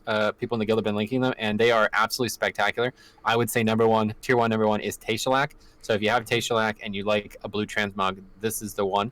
Unbelievably awesome looking. I've always liked the Tayshalak sword on you guys, but yeah, you're right. Great. Very unique weapon anyway. So any type of like effect like that, the fire effect gets turned into this ghostly blue. Just looks absolutely spectacular. Kalal says, totally agree with you, Metro, presumably about how, positivity and how we all like what we saw today, and some are just resisting it. He says cinematic was amazing, and I totally agree. I think that cinematic was the cinematics they released today, and we're going to talk about Diablo in a little bit. Don't get twisted. The cinematics they released today are master level. They are the best rendered version of any fantasy universe I have ever seen before, period. And that starts with the cinematic where Starfang is outside of Orgrimmar. That view of Orgrimmar is unfreaking believable, and they did an even better job with Icecrown. I get chills, and I'm getting goosebumps just from thinking about that Starfang view of Orgrimmar. I'm telling you. It's breathtaking. Absolutely breathtaking. Yeah. Okay, let's see. Death Knight is old news. We need Death Nobles and Death Peasants. Okay. What do you think? Little play on word there. Yeah, I see it. I get it. I don't think so. We have Death Kings already, Lich Kings. Yeah, so. I'm the Death King currently. When the helm of the Dominator breaks, some souls release in the sky, which seems to break the limit of the fourth war souls lost, overpowering the jailer. Got to break the seals. I thought Frostmourne had souls. So I guess he's referring to the fact that, this is basically just commentary on the fact that everything that's happened in BFA was to power the engine that drives 9.0, right? Like, you would agree with that? Absolutely. One thing I would say about souls in the helm, there was only one soul in that helm, and that was Ner'zhul. Because that was where Ner'zhul's soul was. Even if you go back to Warcraft 3, when Arthas put that helm on, and he goes, now we are one. That was what made him and Ner'zhul one. Was that Ner'zhul's soul was in that helm. But yeah, everything that's we've been doing has been powering 9.0. It's interesting because it is so cyclical in this game. We went through WoD, and there was really bad parts of it. We got into an expansion at Legion that was almost perfect. We've gone through current one, Battle for Azeroth, and people have been hating on it for the entirety of it, and we're going to get another expansion that looks almost perfect. I have to say it, it's almost like it's inevitable at this point. The big expansion changes everything, and then the next expansion just kind of builds on what was there, and people are just inevitably disappointed. Maybe this is the life we live now with WoW, but I enjoyed BFA a lot. There was a lot of great features, and the fact that Legion was so good, and now this expansion looks like it's going to be so good, it's just a good feeling, man. It's a really good feeling, right? I know. I said it when BFA was going to come out. Any expansion after Legion was going to be a letdown. I said, wait, the expansion will get better, and the next expansion we have after it will be phenomenal. And I'm so glad that we're going to get Shadowlands, and it's going to be phenomenal. Okay, so will Bolvar live? Please tell me he lives. Obviously, he's still alive. They actually confirmed that in the second, in the panel thing that happened today. He's definitely alive. Like I said before, him and his daughter are probably going to be main characters. Maybe he won't live the whole time, though. What do you think? You think he's going to make it through the whole expansion? Probably. He might. He might, because we don't need a Lich King anymore, because there's no way to keep the Scourge contained anymore because the helm's gone. He might sacrifice himself to seal up the Shadowlands. And then what's Portalia going to do? That might be the story that we're looking at. That could be it. It could kind of be like Rosticon. That's actually a really good draw to parallel, I think. Rosticon and Bolvar. They might be because early on, Rosticon looks like the absolute main character of the Zandalari, but he had to die to let the more important character of Talanji come through. So I could see that being the absolute same situation there. Talia becomes the main character. Mira Reed lives on in World of Warcraft. Yep. Okay, see. tons of freaking. I'm telling you, dude, it's Go crazy. for it. Go for it. I don't have any Kop. questions on mine, so do what we got to do, Okay, buddy. I thought Kop mains a monk, says Jambo. So you want to tell him a little bit about your involvement in Lich King and your DK. I main a monk since Mop, but I have been looking forward to DKs since Warcraft 3. That's the whole reason I wanted to play World of Warcraft, was to be a DK eventually, because I knew eventually they'd get around to Arthur's story. I've had DKs. I've run through the DK starting zone probably a couple hundred times. I could do it blindfolded. I could do it asleep. I love DKs. It's my favorite lore in the game, bar none, period. DKs are where my heart is. Monk is what I am. Yeah, for sure. I mean, not all of us play our favorite classes. I know a lot of people who might have a favorite class, but they rate it something else because it's viable or it's what they're better at or it's more needed for their raid. But I totally agree. I think you're going to see a lot of DKs. Let's put it that way. There's going to be a lot of DKs next expansion. Okay, so Blushing Sumo says no new class, which is unusual but not bad. In fact, I would say it's the opposite of not bad. I think it is without question the best thing they could have not announced because, like we said, I do think it would have drawn a lot of focus away from class balance, focus away from class iterations. The changes they've made with potentially adding a ton of spells back, the changes they're making to early game content, and especially the changes they're making to this apparently end game talent tree attached to these new covenants, I think is just way, way better than a new class. Even though I know a lot of people think a new class is what sells World of Warcraft now in 2019, I don't think it's needed, and I don't think the game needs it, especially. Well, look at it this way, too. Not only would it take away from all of that, but it would take away resources, development resources, away from developing the game. Because then you've got to spend a lot of time and effort developing this new class, balancing it with everything else. It would take away from what they were able to do for the rest of the game. Yeah, I agree. It's just a lot of effort to make a new class, so I'm definitely glad they didn't make all new animations.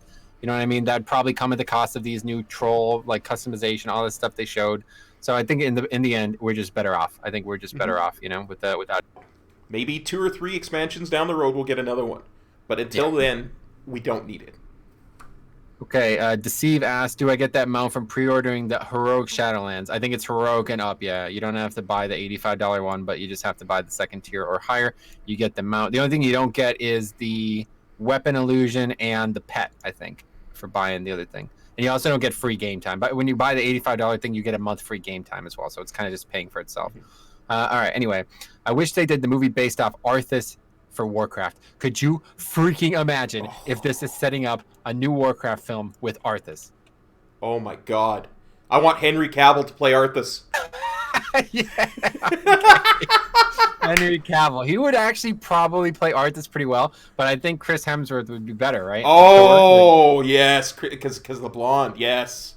He looks like him, but the problem is the accent. I don't know what they would do, but I don't know. We'll see. Okay. Agreed. Arthas is the hero, and I totally agree. That's actually Frog who's saying that. He also said, wait, they're revamping the DK startup. That's rad. I agree. That is rad. I agree. Arthas is awesome. Best character. Again, I'm going to say it 10 more times probably this stream. The best character ever written, and I'm really, really hoping he makes a stellar appearance. At least, maybe not an 8 point or 9.1, 9.0, but maybe like 9.2, something with Arthas. He comes out, maybe a redemption arc like Kop said earlier. Mm-hmm. Absolutely. We need to get a redemption arc for him because the whole point of Arthas is he took up Frostmourne to save Lordaeron, to save his people. That's why he took the curse. Everything he did, holding back the Scourge, was to save his people.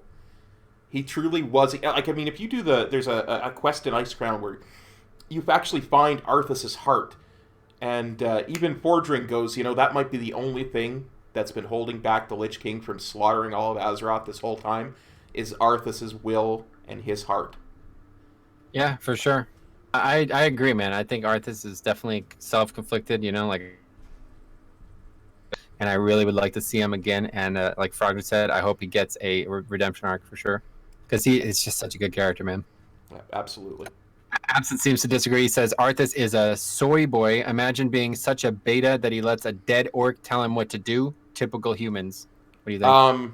If you read Arthas Rise of the Lich King, Arthas destroys that soy boy orc. in a mental battle to take control of the Lich King right at the end of Warcraft 3, and that's why the Lich King was dormant between Warcraft 3 and Wrath of the Lich King, is because Arthas and Ner'zhul were battling for control of his body, and Arthas won out. So, I think he was joking. Yeah, I think he was too. But you know what? It's a serious story. Okay, I wasn't sure if you thought. All right. Anyway, Inferno Master says, "Love when Bolvar powered his mace and slammed it in the ground, and the ice storms surrounded Sylvanas." Dude, when he cast Remorseless Winter, I was like, I think I'm gonna respec Frost. Like, forget about that. Dude, yo, I want that mace for my Death Knight so badly. Definitely in the game. 100% chance that mace, you're gonna get that, right? I got to. You have to. I would play my Death Knight almost as much as I play my Monk just to get that mace, if not a little bit more.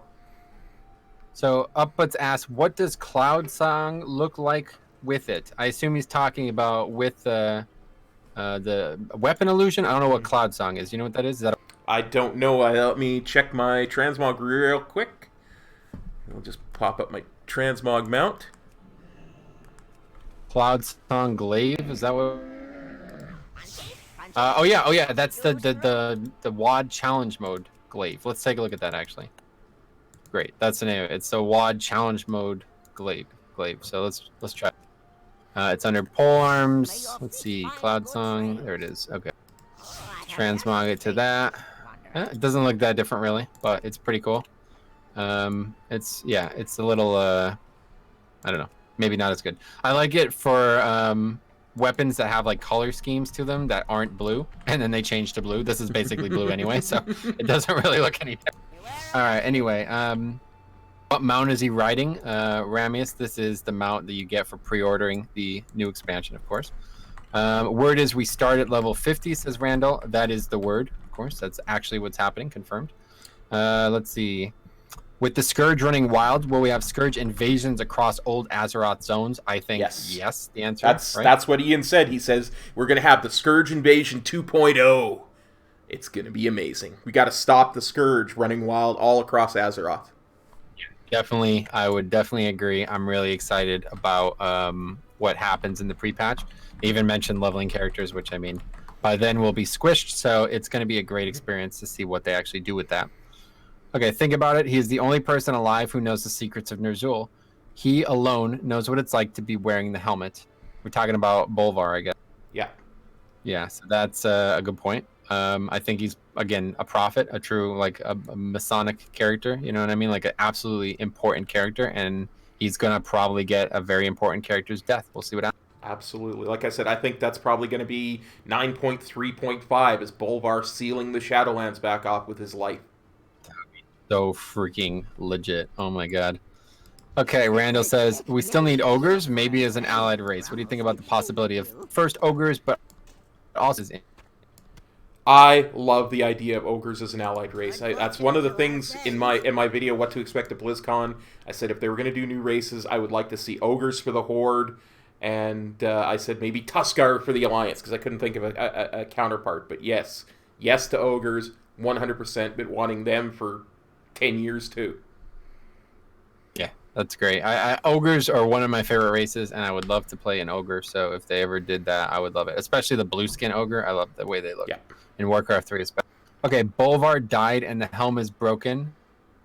Be another Lich King with Sylvanas at the end of the cinematic. So, yeah, Dr. Mick, you didn't see the second panel, I guess. They already confirmed, first of all, that Bolvar is not dead, and there is not a Lich King currently, and that is a very important thing in WoW, because it means that the Scourge is completely unchecked, and that the Scourge running around Azeroth is actually going to be the pre-event for 9.0. So all of that's already confirmed. That's not even a speculation. That's actually happening. So, yeah. I have been saying this for a while now. I don't think there needs to be a Lich King. I think and I think that's what the Scourge invasion is going to do. It's going to thin the numbers of the Scourge enough that they're less of a threat, so we don't have to have a Lich King, because there's no way to have a Lich King now. The helm is gone. You know, there's no power that can control the Scourge. I'm with you. I'm totally with you. Okay. Is there any information about what will be in the Elite physical pack? Presuming about the game, a physical copy of the game. Do with that? I don't know. I don't know. I'm going to assume it's what would normally be in the collector's edition. Yeah. Well, like I said, I never cared about this in the pack included. Yeah. So I mean, there'll be a mouse pad. There'll be an art book. There'll be your game time card. All that stuff that's normally in a collector's edition. Okay, cool. So yeah, I guess that's probably the case. All right, let's see. Did they explain how Sylvanas was so strong? They did, Matt. Is basically because she has been in league with this new character that is apparently in charge of the Maw area of the Shadowlands. What they call him, the Jailer. Yes, the Jailer. So basically, like a major character that's associated with the overarching scheme of death.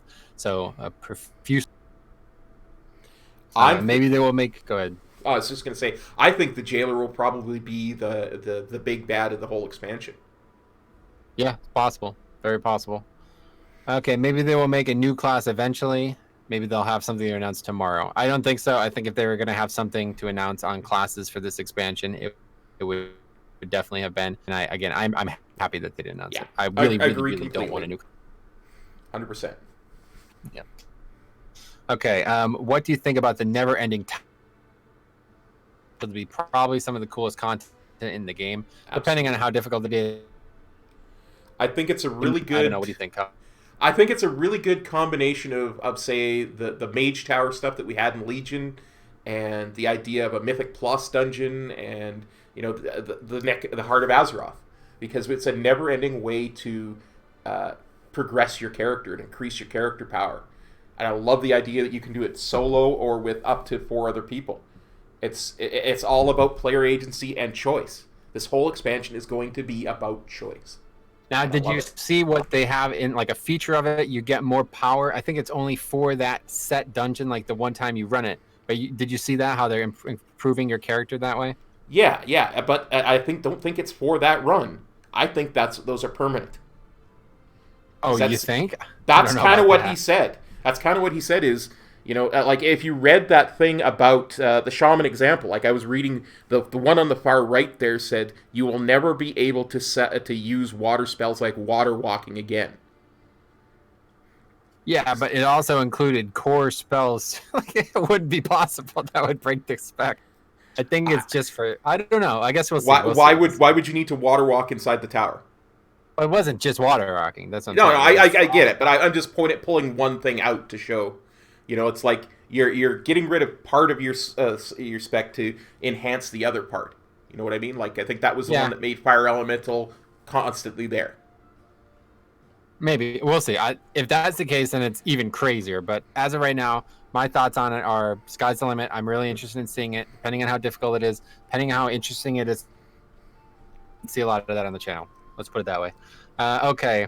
Sup, Metro Venerano. Sup, man. Sorry, I missed. I missed your comments earlier, but what's up, man? Glad to see you here. He says, try the two-handed fire one, please.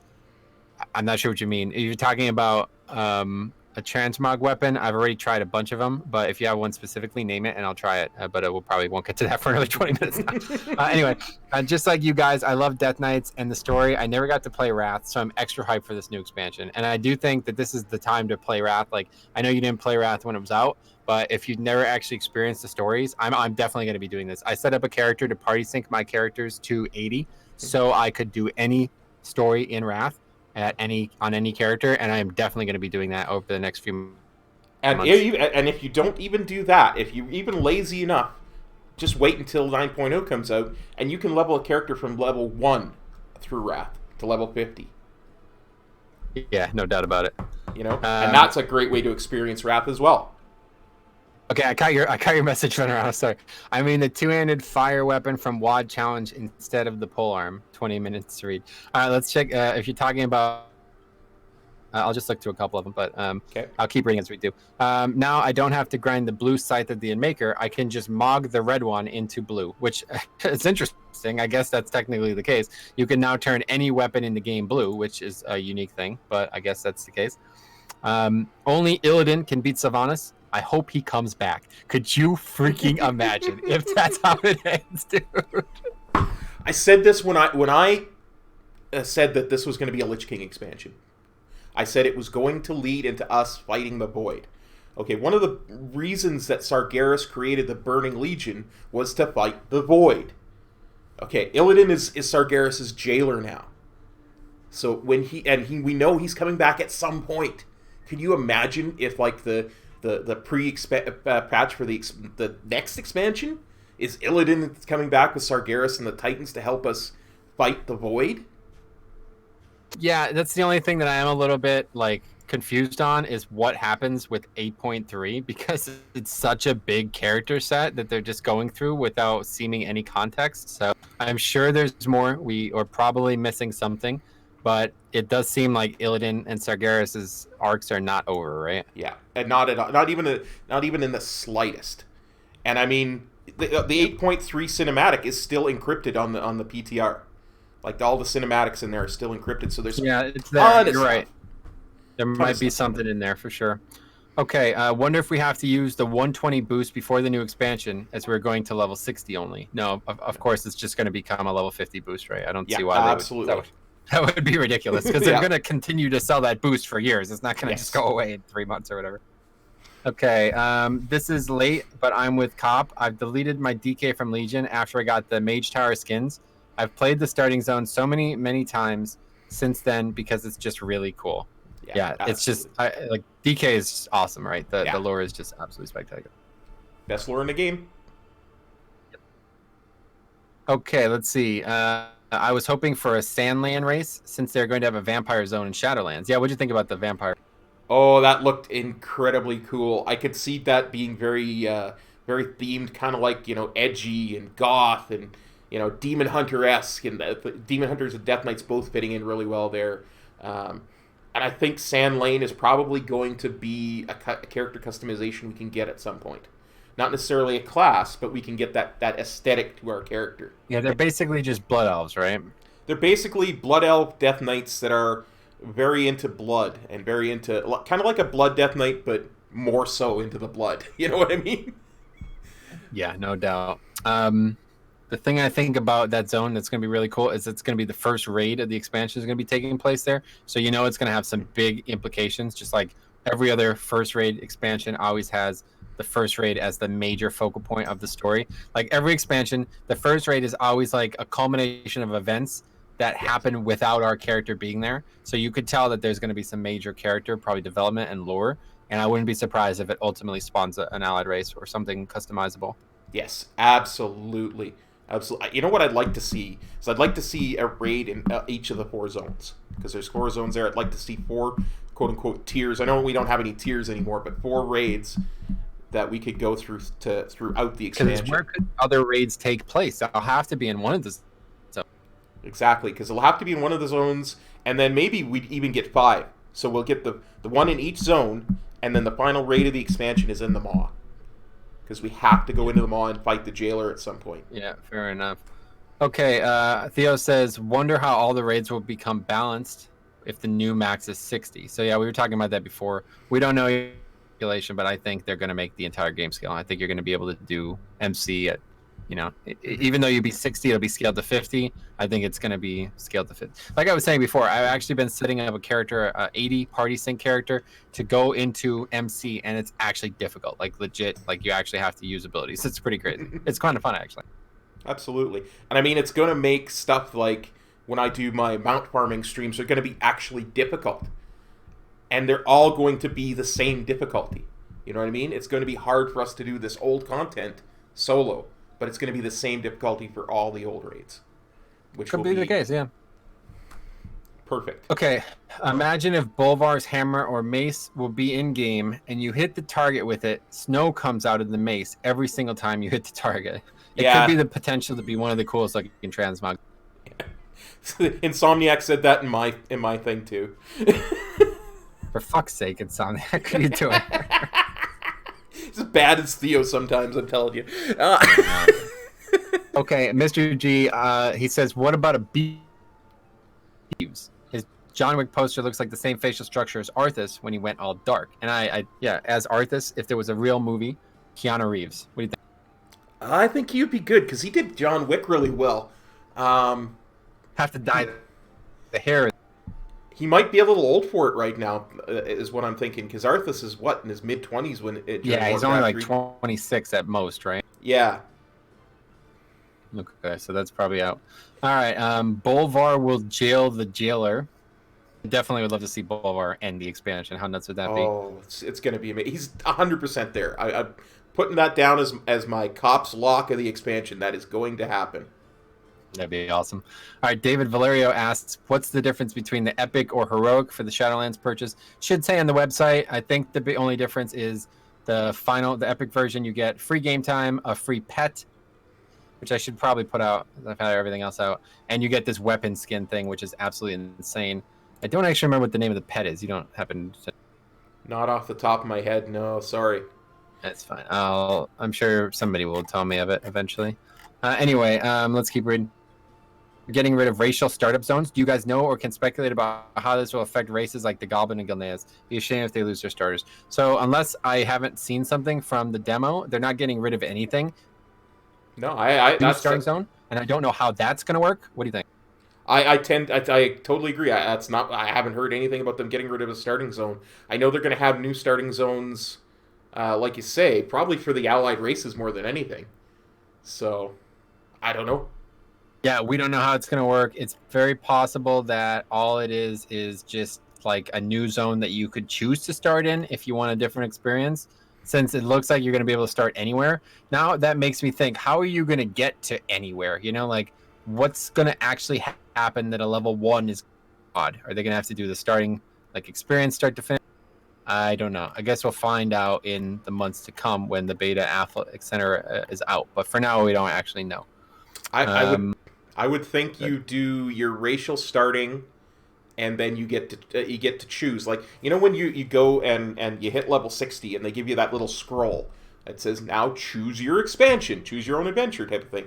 And you get to choose Outlander Northrend. I think once we get through the starting bit of our race, we'll get a little scroll that says, now choose to go to Northrend or Outlander, Mop or Wad or what have you. And we'll go from there. Could be. That could be the case, yeah, if it just expedites the process to get there. Okay, let's keep reading. I hope Demon Hunter gets a third spec. I definitely don't want to see any new specs or anything like that. You got to understand, right now the specs are perfectly balanced at 36. There's an average of 3 specs per every class. Druids have 4, Demon Hunters have 2. It balances it perfectly. They don't need another spec. Yeah, I'm with you. I don't think they need a new one either. I finally found the pet. It's called the Anima Wormling, and it's got Siphon Life or Gale Slash, Amplify Magic or Arcane Storm, and Portal or Phase Shift. So I don't know if those are new abilities. Not a big pet collector, but either way, it looks pretty cool. Yeah. All right, Sylvanas is definitely 100% way past the power level of Illidan, maybe even Sargeras. She could easily go one-on-one with Sargeras, I guess. So what do you think? Where she's at power level-wise? I don't know, Sargeras. It's tough because it literally took every single Titan to pull Sargeras away from Azeroth. I don't know if she's quite there yet, but maybe. I think she's probably at least at Illidan's level. Like Illidan was nowhere near as a Titan's level of power, so she's at least there, if not way past him. But I don't think she's quite at Sargeras' power level yet. Sargeras is just so like massive, right? Like I don't know how she would beat him. In the lore. When Sargeras betrayed the Titans, he literally killed every single Titan by himself. Like he went like one on however many Titans there are, and won. So. Oh yeah, that's true. I don't think she's quite there yet. All right. Let's see. Goddamn Metro, you sound excited as hell. I'm not gonna lie about it, dude. Let's put it this way. I like World of Warcraft. All right. No matter what they announced today, they could have announced like some completely off the wall expansion. I still would have been excited. But this is like a tailor-made expansion for me. It feels like they've just taken everything that I ever would have wanted and put it in the game. We have finally new things for Death Knights, which I've always wanted. new customization for characters at max level, new leveling things we've been talking about for years now that I've wanted. It's all there. I mean, unless the actual setting of the expansion fails, I can't see how this isn't just going to be my favorite expansion. You know, unless the raids or the content itself is really crappy, the ideas and systems that they're seemingly putting in with 9.0 are going to be just a smash hit for me. And BFA is already great. Like, I really like this expansion. You know what I mean? There's nothing wrong with it. I love it. I'm so enjoying BFA. I've finally gone from being the biggest casual in the universe to actually a Mythic Raider. And I'm finally starting to get into that and start to get into where I'm a serious WoW player. And this looks like it's going to be even more so. Like, I can't wait. It's going to be a good day, right? I know. So, Intra's Echo asks, so DKs are or are not getting a fourth spec being fire? Not. Seems like a no, right? Yeah, no. So, we don't know why that was data mined, but it's clearly being a part of a new Death Knight starting zone that's going to apparently only be present for allied races. Yeah. And it probably has nothing to do with the spec. Nothing to do with this. You got to remember, Bolvar, he was, that's his whole thing. He was dying from the plague, and Alexstrasza infused him with the flame of life. That's how he lived through that. That's why he was able to resist Arthas and not become a minion of Arthas as a Lich King. Flame is part of him. It's not part of any DK. Never has been. Yeah, it wouldn't make any sense. He wouldn't be able to pass that on, right? No, not at all. Okay, Daniel Volo asks, hey Metro, just tuning in after work, so I might have missed this. Is the new transmog given, or is there a quest we have to do? Thank you. It's a new quest that you have to do. It's attached to the mount that you get. I'll show you how to do it at the end of the stream, hopefully. At this point, though, we're never going to end the stream, so someday we're going to do that. Oh, I'm so glad we didn't level during this stream. Yeah, done it. Dude, that would never work. Okay, Eurito says, vampires sound much freaking better than pandas to me. And yeah, obviously there's a lot of unique races in WoW, but I think the possibility of the vampires coming out of 9.0, the new zone there, I can never forgotten. Yeah, I can't even remember which one zone it is, but yeah. Vampires, excellent. Although pandas are also excellent. Panda main. All things. Oh, it's called Revendreth. That's the name of the zone, Revendreth. There you go. And if you haven't seen the pictures of what's in that zone, MMO Champion has it. You can check it out. Patrick says, dude, paladins are by far the most awesome in terms of lore and story. Apparently contesting our statement about Death Knights. What do you think? I've always said this, that paladins are probably my second favorite lore.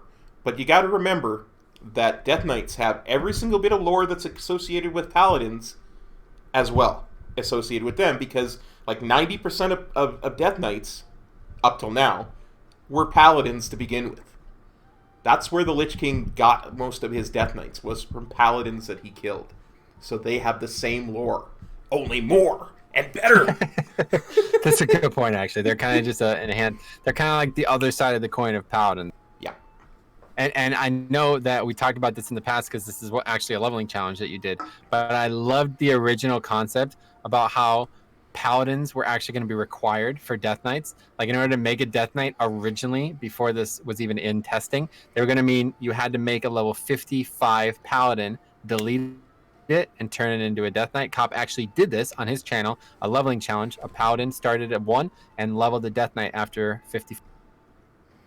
Yep, absolutely. It was so good. It felt really good. Lore-wise, it just flowed so well. Absolutely. Okay, let's see. Vampire Zone gave me serious nostalgia for Skyrim Dawnguard from years ago. I don't know what that is. You ever play that? No, I've never played the Elder Scroll games at all, so I couldn't speak to that. Okay. Fire and Frost Death Knight, maybe? I love Demon Hunter and DK. Woohoo. Don't think they're adding new specs. No, I'm not sure how many other ways we could say this. Yeah, they would have said if they were going to, and we're glad that they didn't. Yeah. Okay, the lore behind Druids is awesome too, says Eurito18.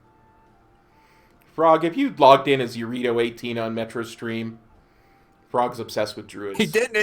He's also there.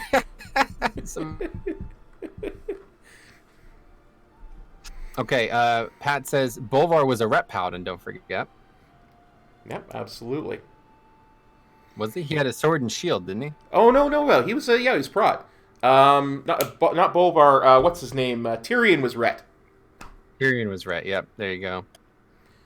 Um, Dard says no new classes expansion. That's disappointing. I totally disagree. I think the best, like I said, there's a list of things I'm glad they didn't announce, and that is definitely at the top of the list. I'm so glad they didn't announce Death Knight, or I'm so glad they didn't announce new classes, but also new specs for Death Knight. Yes, agree totally. We already kind of talked about this, but Snore says, I heard there's a talent tree revamp, though. Old talent trees are back? No, they're not. No, hopefully not, because those were terrible versions of what could be in the game. But yeah, definitely, I will like to see what they do with this new version. It's going to be tied to the Covenant system, in case you guys still haven't heard about it somehow. Really, the sky's the limit there. It might end up being a flop, I don't know, but the fact that they're trying it, I think it's going to be cool, one way or the other. We'll see what. Absolutely.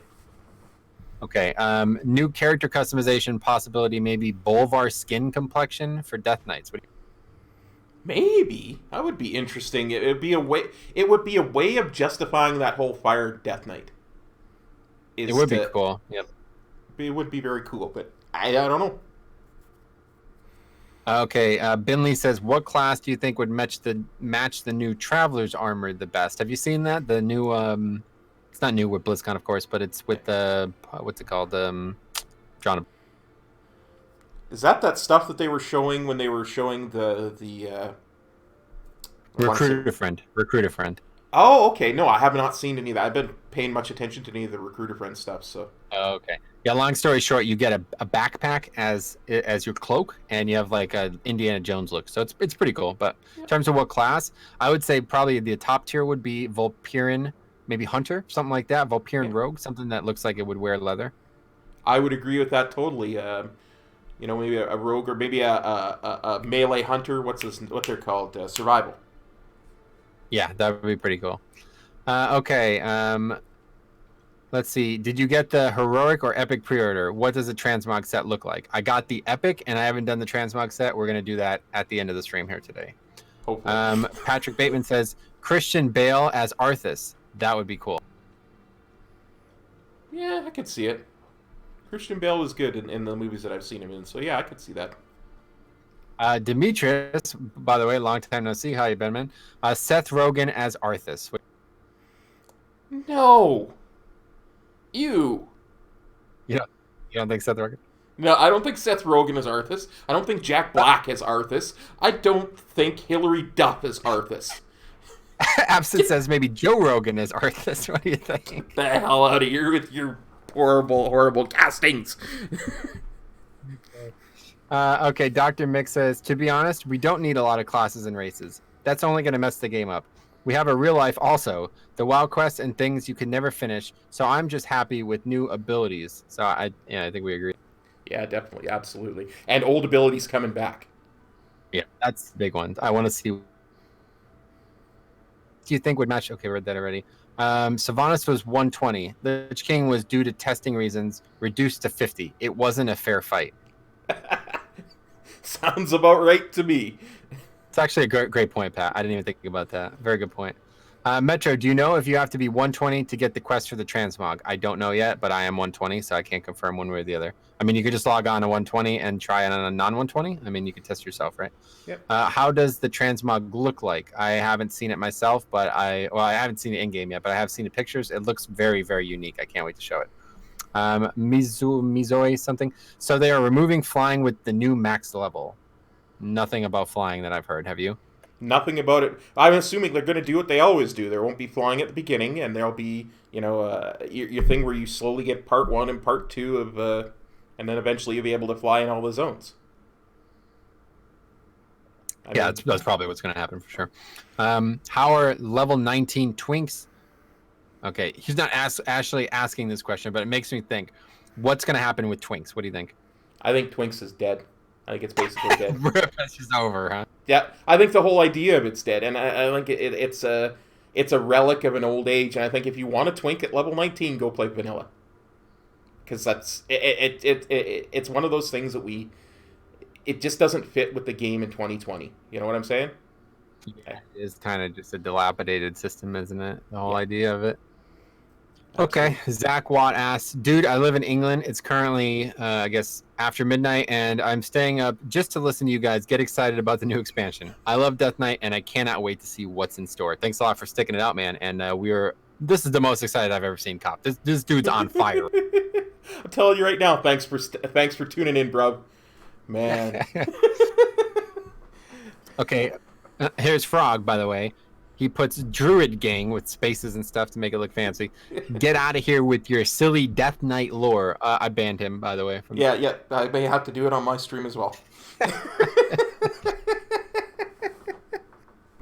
Love it. And Soniac points out that my belt doesn't match to my transmog. I know that's intentional. Randall Kildare. Funny that about always bugged me that Shaman should be the other way around. Okay, you went out right after they said shaman, so I missed the rest of it. Okay, he says shamans and druids are mismatched. He thinks the lore should be the other way around.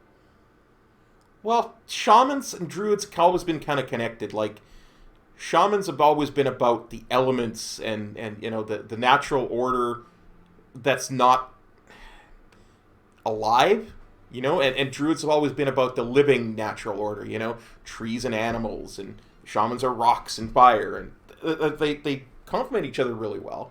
But I wouldn't say I would flip their lore in any way, shape, or form. Yeah, I'm not sure if I understood the question, frankly. Anyway, Binley corrects me in saying he's talking about the new mount transmog. I haven't seen it in game, but probably a mage. It looks like it would work really well on like an arcane or a nightborn mage, but I haven't actually seen it in game, so I can't. Mr. G says, oh, new customizing. Just remembered. Back in the DK starting area, the Blood Elf you save has runic tattoos. I would love if Blood Elves got those. Oh, that would be kind of cool. Although I don't think it would work. It would work thematically very well for, say, a rogue blood elf as well as it does for, say, a Death Knight blood elf. You know, like the runic tattoos work better for Death Knights than they do for any other class. Yeah, I don't think they'll do it that way, right? I'm sure. Well, maybe they will, but I'm thinking it's just going to be class based. But you never know. We'll see. Yep. Jambo points out something very interesting.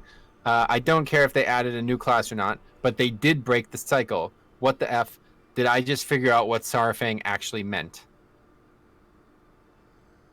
What Sarfang meant by what? What am I missing? In the cinematic, right before he fights Sylvanas, he talks about breaking the cycle. Don't you remember? Oh yeah, no, Sarfang's talking about breaking the cycle of war between the Horde and the Alliance.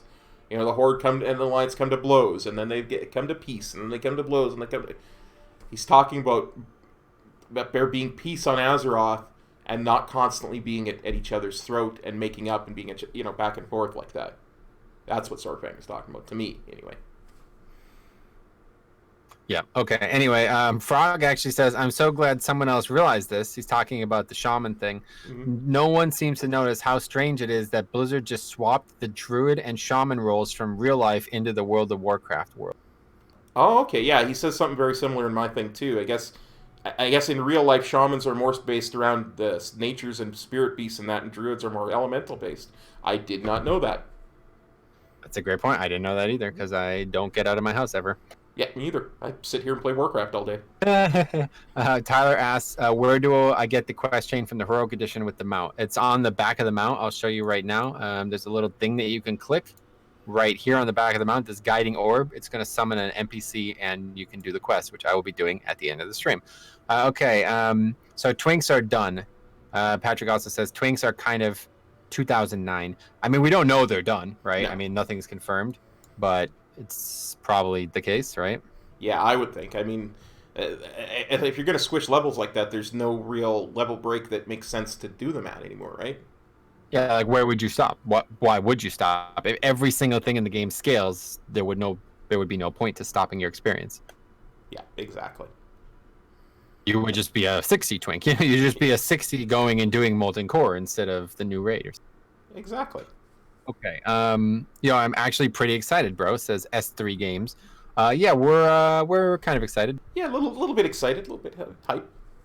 Yeah, this is I can't. It's unbelievable. It's like so good. I can't even. 2 hours into this stream, and I'm still as excited as I was when we started this. Oh, me too. Oh. Yes. Okay, Patrick says, do you think that in the next expansion there's no more Alliance versus Horde, but we maybe get to choose a new faction, kind of like Aldor or Scryer? So I think the question might be more about what happens with the Covenants. People Yes. are saying, is that going to interact with gameplay at all, or if it's just going to be like personal stuff? I don't know. What do you think?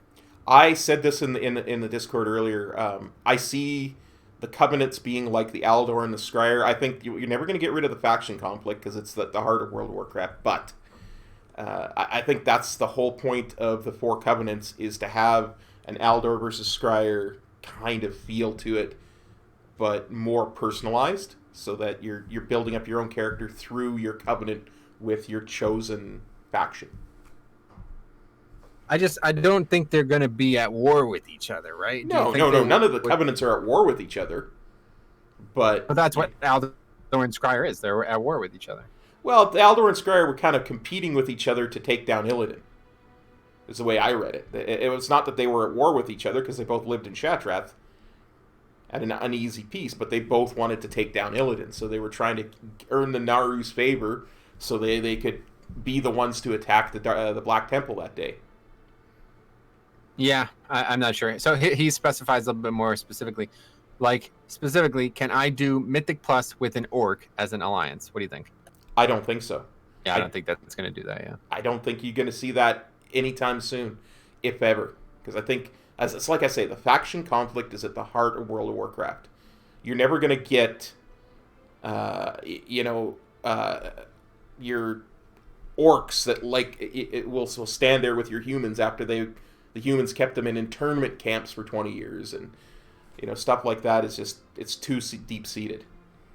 Even Sarpank says that. Yeah, that's true.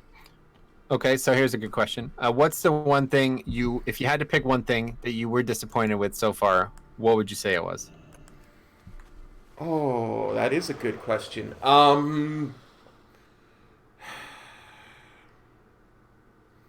Just trying to think if there was something that was that disappointed me at all.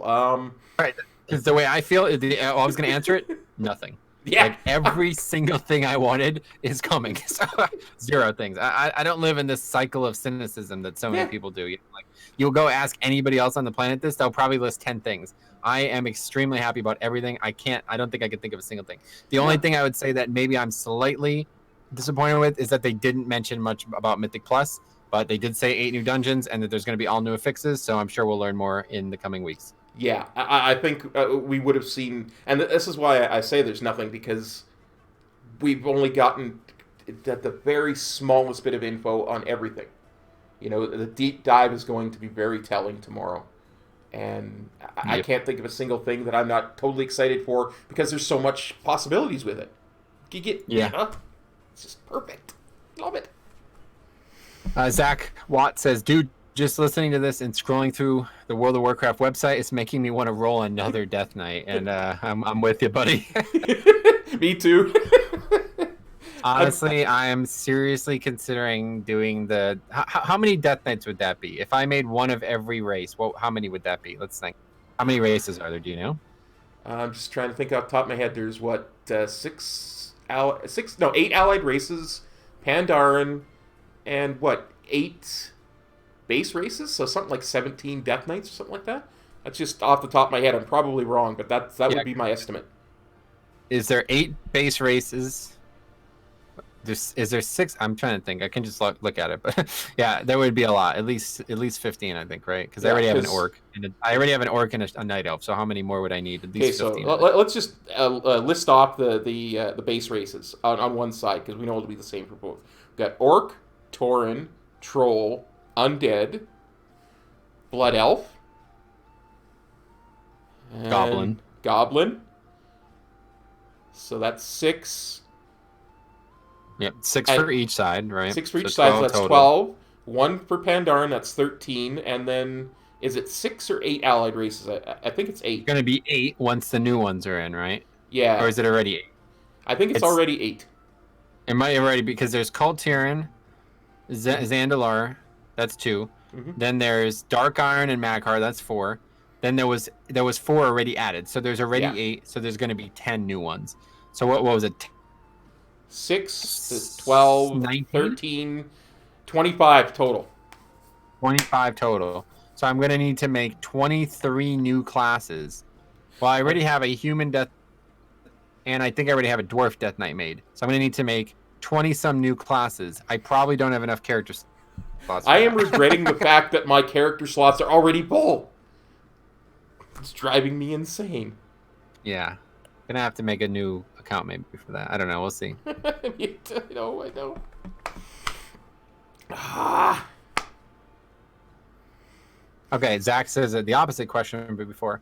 What, with everything being announced, what is the single thing that you're most excited for? If you could only choose that one thing, what would it be? Oh, dear God. Probably being able to level in any zone at any level. I honestly, I know I've done a complete 180 from after the first bit of it from the Warcraft panel, but from the original panel to the Warcraft panel, I'm 180. But absolutely, I'm a leveling junkie. That's my thing. Yeah, you know what? I almost have to say I hate to say it because of how much time I spend at max level, but I think that's my answer too. I think that the thing they announced about leveling and how they're changing and the squish and everything about it, and not only just that, but they, again, people might not realize this. They explicitly said that at every level you're going to get something. If they squished it right now, there are not 49 levels worth of something to get. There's not that many abilities. So unless they're adding like 20 plus new abilities to the game, they're lying.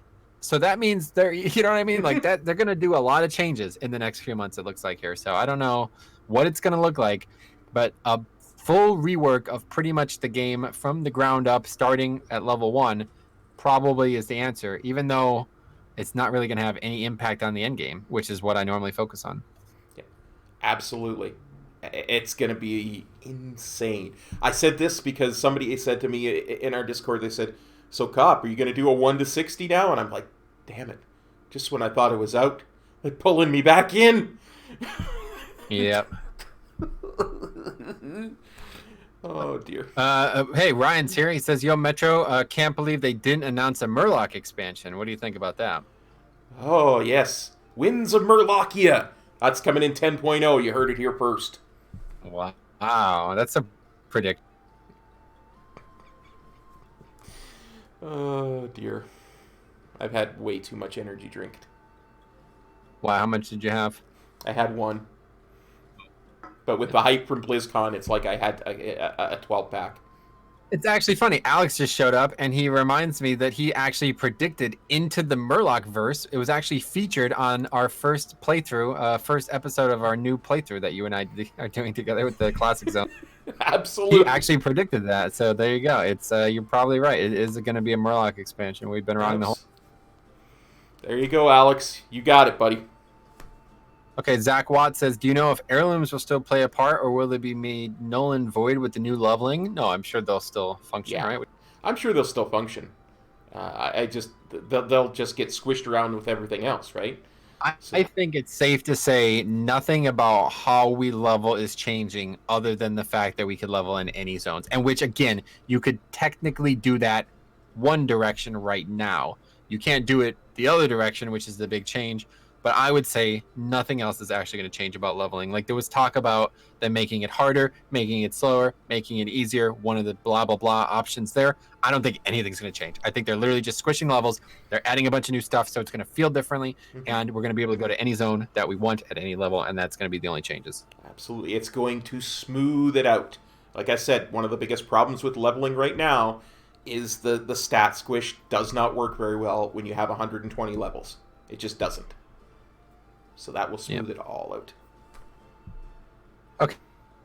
Jambo says, I guess he asked the question a while ago. I probably missed it. I feel like it's a yes to my question. Will you and Kop pull an all-nighter with me? Since you guys are so pumped of adrenaline and hype, I don't think it's only 8:30, so I'm sure by the time it's time to go to bed, I'm not going to still be this excited. But maybe, but you know what? Yeah, I'm not going to pull an all-nighter.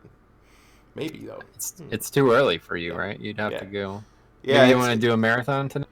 No. This is when you should have started. My God, why didn't we think of this? You should have started a leveling marathon as BlizzCon was happening, so you would ride this hype train through the heart. Oh yeah. Oh dear God. I can't even set one up now. That's too. I don't have enough time. Oh, are they going to My, score? They scored. All right. Anyway, Absence Frame says you should do the stream at the top of ICC. Would Abso-freaking-lutely. you want to meet me in ICC? Absolutely. I'm on my way there right now. Yeah, we're gonna go to ICC. Maybe with these changes they made, there's something new. You never know, because Yes. this mount was not in the game. I'm like 100% sure this mount was not in the game this morning. There's no way they would have been able to keep this quiet. People would have found this already. You know? Oh yes, absolutely. I don't even know how to get to ICC. Well, you take the portal to Dalaran Where's that? in Orgrimmar. Portal room in Orgrimmar. Dalaran and Orgrimmar. Yeah, and then just fly there because it's actually really close to Northrend, Dalaran. Oh, okay, cool. Yeah, that's fine. I can go there, obviously. Yeah, Jambo is pointing the fact out that got a lot of viewers right now. Nobody's got a lot of questions though. Questions were rolling in before, but I couldn't keep up with them, and now I haven't seen one in a while. So let me know if you guys have any questions or anything you want to talk about. Just a And spoiler, me as well. we're not actually playing. Maybe that's why so many people are tuning in, thinking I'm actually playing Shadowlands. Unfortunately, I'm not at BlizzCon this year. No, I wish we were. Yeah, I wish we were too. But we wouldn't have been able to stream anyway because Yeah. I asked last year to try to get on the media list to be able to stream, and apparently it's a pretty lengthened process. Oh yeah, it's in the portal. But I tried to get on it last year, and they said that it was not. I was not able to get on it. So There's only so much sway that Jesse has to get us on those lists. yeah. So Patrick says it's about endgame perspective. It's just so horde dominated. To keep the lore alive, something has to be done. I don't know what you mean by to keep the lore alive. I don't think that has anything to do with endgame, but he's talking, I assume, about how Alliance is just struggling to field raids at all compared to Horde. I can't speak to that because I'm not, I don't main Alliance, so. I mean, we've had our own struggles to mount raids, and we're Horde, so. Yeah, I don't know. I mean, I don't think. For me, the answer would be to remove factions, but I don't think it's happening. Yeah, I definitely wouldn't say. He says 99% is Horde. That's definitely. But it's dominated by Horde. It's definitely like 70-30. But yeah, obviously, I wish they did it, but they're not going to do it. If they did it, it would be last-ditch effort. I think it would basically double the population of the game. So, an idea, yeah. But it's not happening. At least not. They haven't announced it. Maybe they'll talk about it tomorrow, but I highly doubt it will happen. Mr. Raptor here says, Kop, what do you think of the new character customizations? Love it. It's too much to say, okay, I like this, I like that. I just love it all. It's just so much that's coming. What do you think, Metro? Yeah, that is probably the thing I was the most surprised by. They made a lot of announcements today that I didn't expect. Like I said, I was expecting craziness, and I still was surprised. But that was the one that I think I was the most surprised by. It was very shocking that they actually had that planned, and that they actually have one set up for every single race in the game. Because now it makes me rethink my whole High Mountain Tauren or Mag Orc as a DK. It's almost like I don't even want to do it anymore. Like, if the new is just real, because I love my Orc, I really do. Me too. I love my Tauren DK. I couldn't imagine. Like, that's who I am. That's my kind of avatar. I use that avatar as my avatar for my stream is my Tauren DK. Yeah, it's true. You don't even play it that much, do you? No, not as much as I really would like to. Ryan says, I was hoping for faction restrictions to be loosened to play with Sub, Sai, and Billy, and Harry next expansion without having two characters. Well, I mean, you could. It would be cool to play with Siler, Tub, and Billy, but Harry, I mean, let's be serious. He's never. Harry. Wish I wish we had orc examples of new cosmetics. Love the undead, no bones looked. Everyone was begging for it since vanilla. Yeah, me too. I was definitely I guess if I was to pick something I was disappointed with, it was that they chose to show undead, trolls, and humans. Like I think they really went out of their way to make the human one the model because it was Yeah. like, oh, we're gonna put Asian humans in. It's like, all right, well that's cool, but can we talk about fantasy shit? Like I'm not trying to talk about politics right now, you know? Exactly. Roll Alliance, turn War Mode on, and then let me know how fun the game is. I actually play Alliance a lot, and we've never been touched by it. Me Yeah. and Kop have been leveling Alliance characters for like, what, 40 hours now, and we Yeah. haven't ran into a single ganker, so. I do 1 to max level streams as an alliance with war mode on from 20 up, and I rarely get touched. But again, there's definitely a faction imbalance, but, you know, it's not happening, it seems, so. You missed an absolute gem in season 2. Harry came back and said he did a load of Mythic Zeros in season 1, and he did 7. Yeah, that's Harry in a nutshell. Yep, pretty much. Bruv, I played so much. Harry, you leveled 1 character, bro. Oh, there's Jambo as well. Bruv, it's so hard, innit? Max level content. I can't do it, bruv. It's too hard, innit? Harry's an interesting guy. If you had to race change, what would you change to? So we've been talking about playing allied races for so long. I don't even know what my answer would be now. Because like I said, I think I might actually just end up staying orc as long as these new customization options are badass. But if I had to pick one for gameplay reasons, it would definitely be High Mountain Tauren.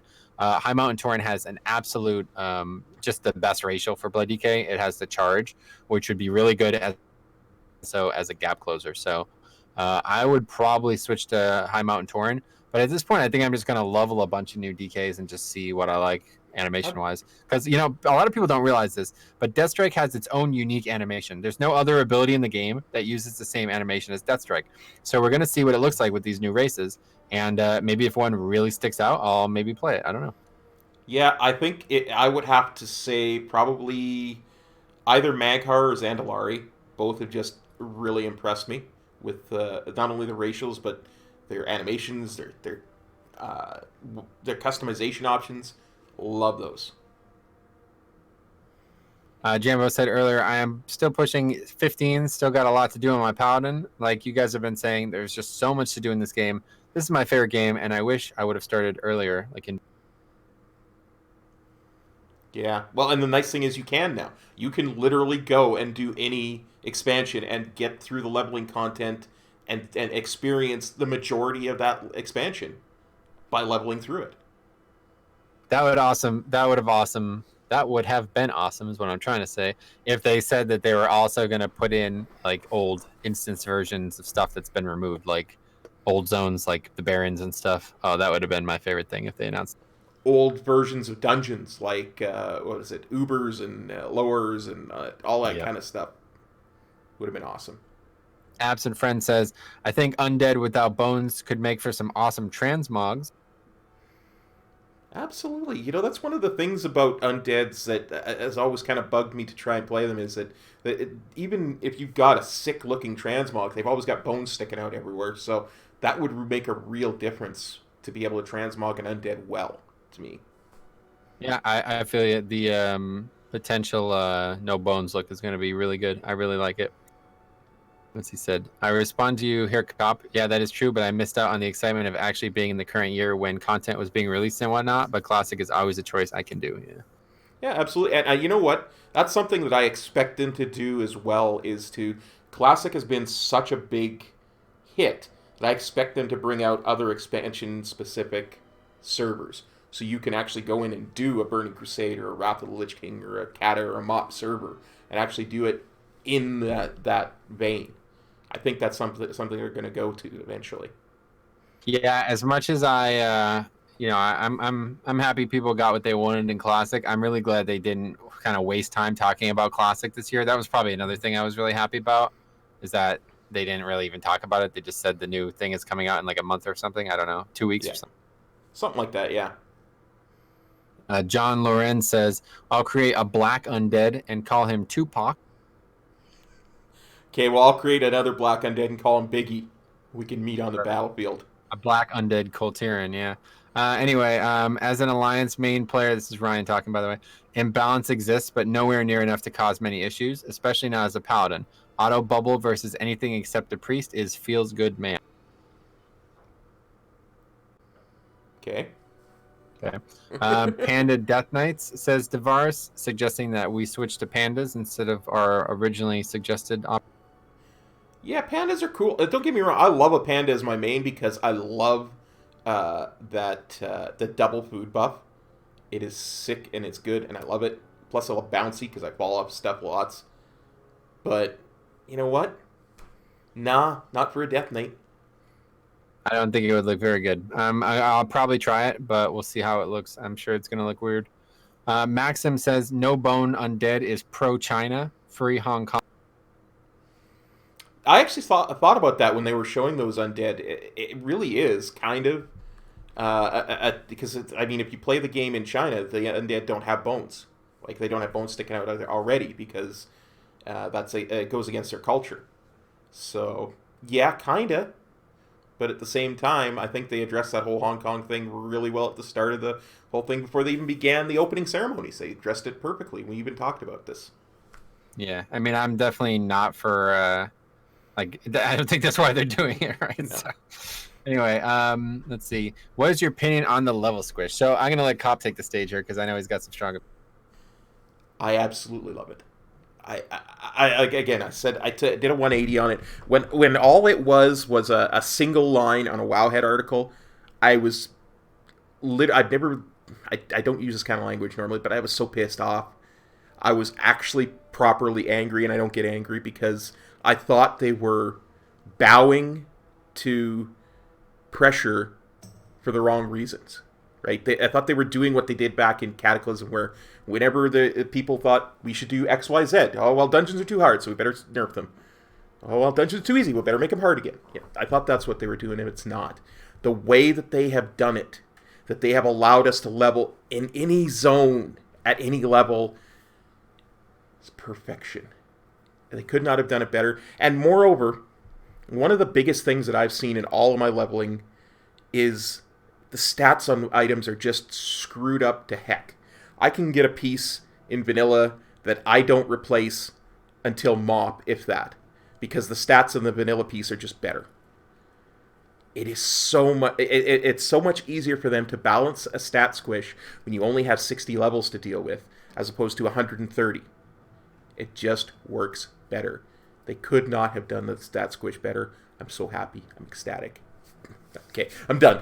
I'm going to keep going for 100 hours if I keep talking about it. Yeah, for sure. I'm with you. I don't have much else to add except I've wanted it for a while now. I think as long as it came with something meaningful for leveling, and it's going to, that I think it's going to be a great option. So we'll see how it plays out. Jay says, Ian said that when you level, you should get something, quote unquote. Do you think some type of point system is coming back for talents or abilities? My initial impression was that they're just adding a bunch of new abilities like we literally just talked about. We said if they squished it from 120 to 50 right now, there would not be 49 things to get. There'd probably only be about 25 to 30. So they'd have to add probably a dozen new spells. And I don't know, maybe they have some other option, but I don't know. What are your thoughts on that? My thoughts are that they can, if they bring back at least, say, anywhere from 5 to 10 old things, that fill the classes out to feel more like you're playing, like in my case, a monk as opposed to just playing a windwalker, and then they add about half a dozen other things. They will be perfect. That would get you a new ability pretty much every level.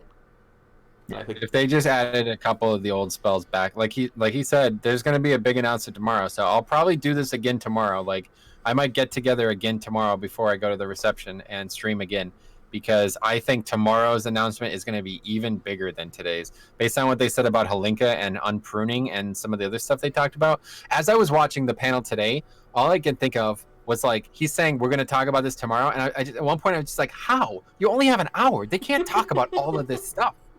So yeah, we'll see. It's gonna be amazing, my friend. I'm totally down for getting together and just talking tomorrow again. Yeah, if you want to get together tomorrow, we can. I don't know. I'm not. It's going to be a busy day because I do have to go to the reception, but I am skipping the actual wedding, so we'll see. Well, it's up to you. We might not have time to do that too, so we might have to do a leveling stream say next Thursday, where once BlizzCon is set in and we have all the stuff, we can actually go through it in detail. Yeah, we'll figure it out. I'm not sure what's going to happen. Zach says, Metro, I have a thought. If your character slots are full, you can make an EU account. I wish I could, but I've already made a second US account for party sync. So if I was going to level any more characters, I would probably, I would probably just do it there.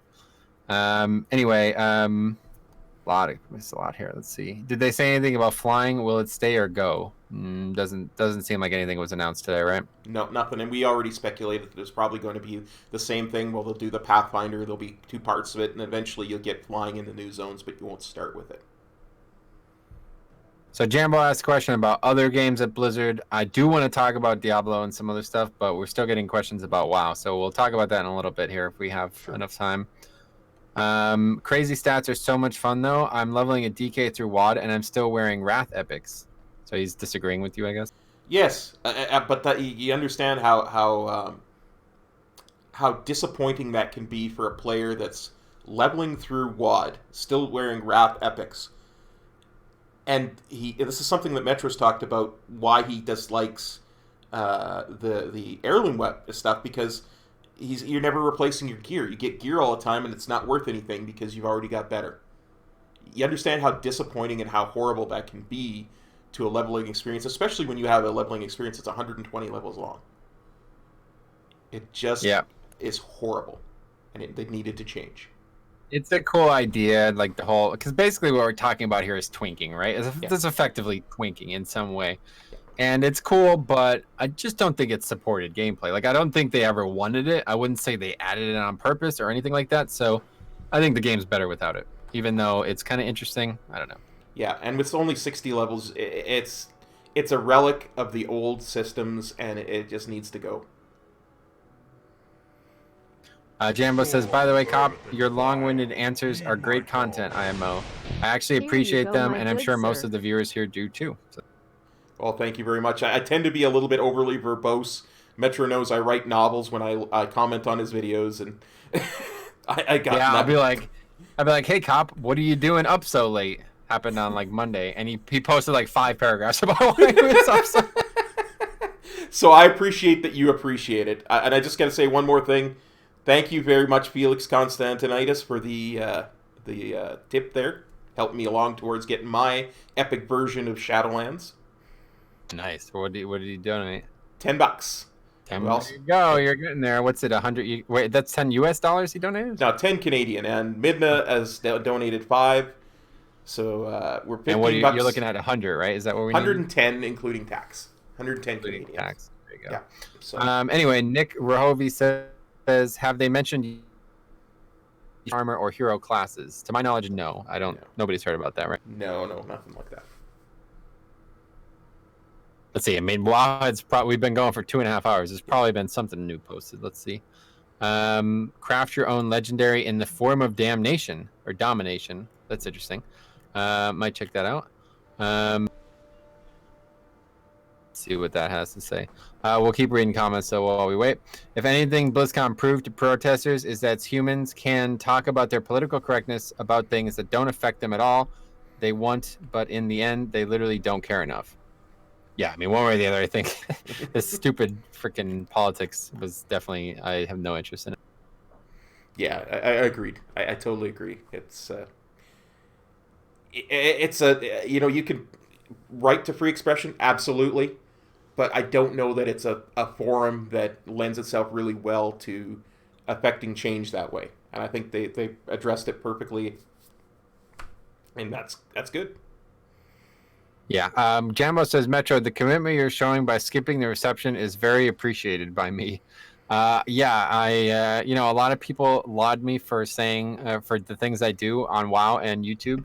And they say I'm dedicated or I'm passionate, but really I'm just addicted. Like I could not go.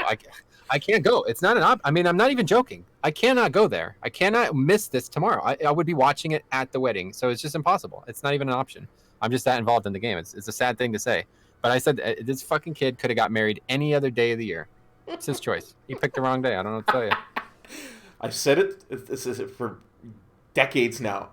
Blizzard took possession of my soul in 1994 when they released Warcraft 1, and they've had it ever since. I'm been right there with you. I've been addicted to everything Blizzard ever since. Yeah. Anyway, how much is the Epic version? It was $85.17 for me. Kop lives in like Antarctica or something, so it's cost more there somehow. So, $110.25 Canadian for me. Canadian, that's it. I knew it was something different. Yeah. Yeah. Okay. Eddie Rowe says, now this is actually a great point he brings up. DKs and Demon Hunters are most likely going to start at level 1. And he says that they used to not start at level 1 because there was lore necessitating that they didn't. But now that they're changing that lore, they don't need to start at a higher level anymore, which I think is probably the... Yeah, I think I don't know whether they're going to start in a different lore. See, I still think they're going to go through their lore zone to start. And I think that's going to be true of every character, right? Because they said that the DK is a good example. They said they're going to keep the original DK starting zone for the original DK races. So you're still going to have to go through that before you can pick your continent to go to. And I think Demon Hunters are probably going to be the same. So they'll still start at level 1, but they'll be on Mardoom, and they'll go through that for a couple levels.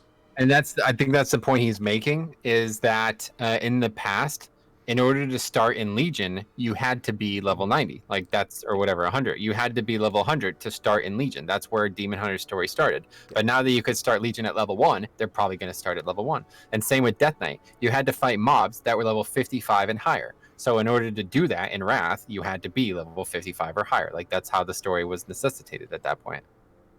Yeah, absolutely.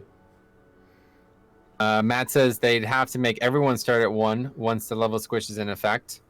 I mean, I wouldn't say they have to, but I would like if they did, to be honest. Yeah, absolutely. And that's what we said earlier, like 2.5 hours ago when we were first talking about leveling, is that it probably makes the most sense to start every single class at level 1. Raven Owen says, hey, Metro and Kop, how are you guys doing? Not too good, man. Not having a good... No, this is so much horrible stuff today. Dude, this has been the craziest day, honestly, in such a long time, man. Love it.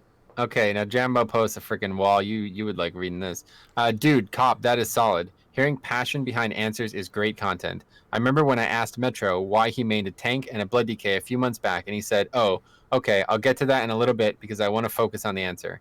Then he completed the dungeon and went on a 5-minute response that stated way back in time for Metro personally. And that's when I decided to start following Metro big time. Great content like that and great communication with viewers. So there you go. Thanks, Jambo. Appreciate it, buddy. Tagor, what's up, buddy? Asks, how good is that weapon transmog enchant? It is the best weapon transmog enchant. Like, it's not even close. Absolutely insane. It matches my transmog perfectly. Like I say all day here, I feel like this expansion is literally made for me, and that is one of the reasons why. It's World of Warcraft, Metro's expansion. Inferno Master says the quest you get with buying the expansion is still bugged. Farm for over an hour and only got 1 to drop out of 40. So maybe we won't be doing it. I don't know. It's cool transmog. I'd like to get.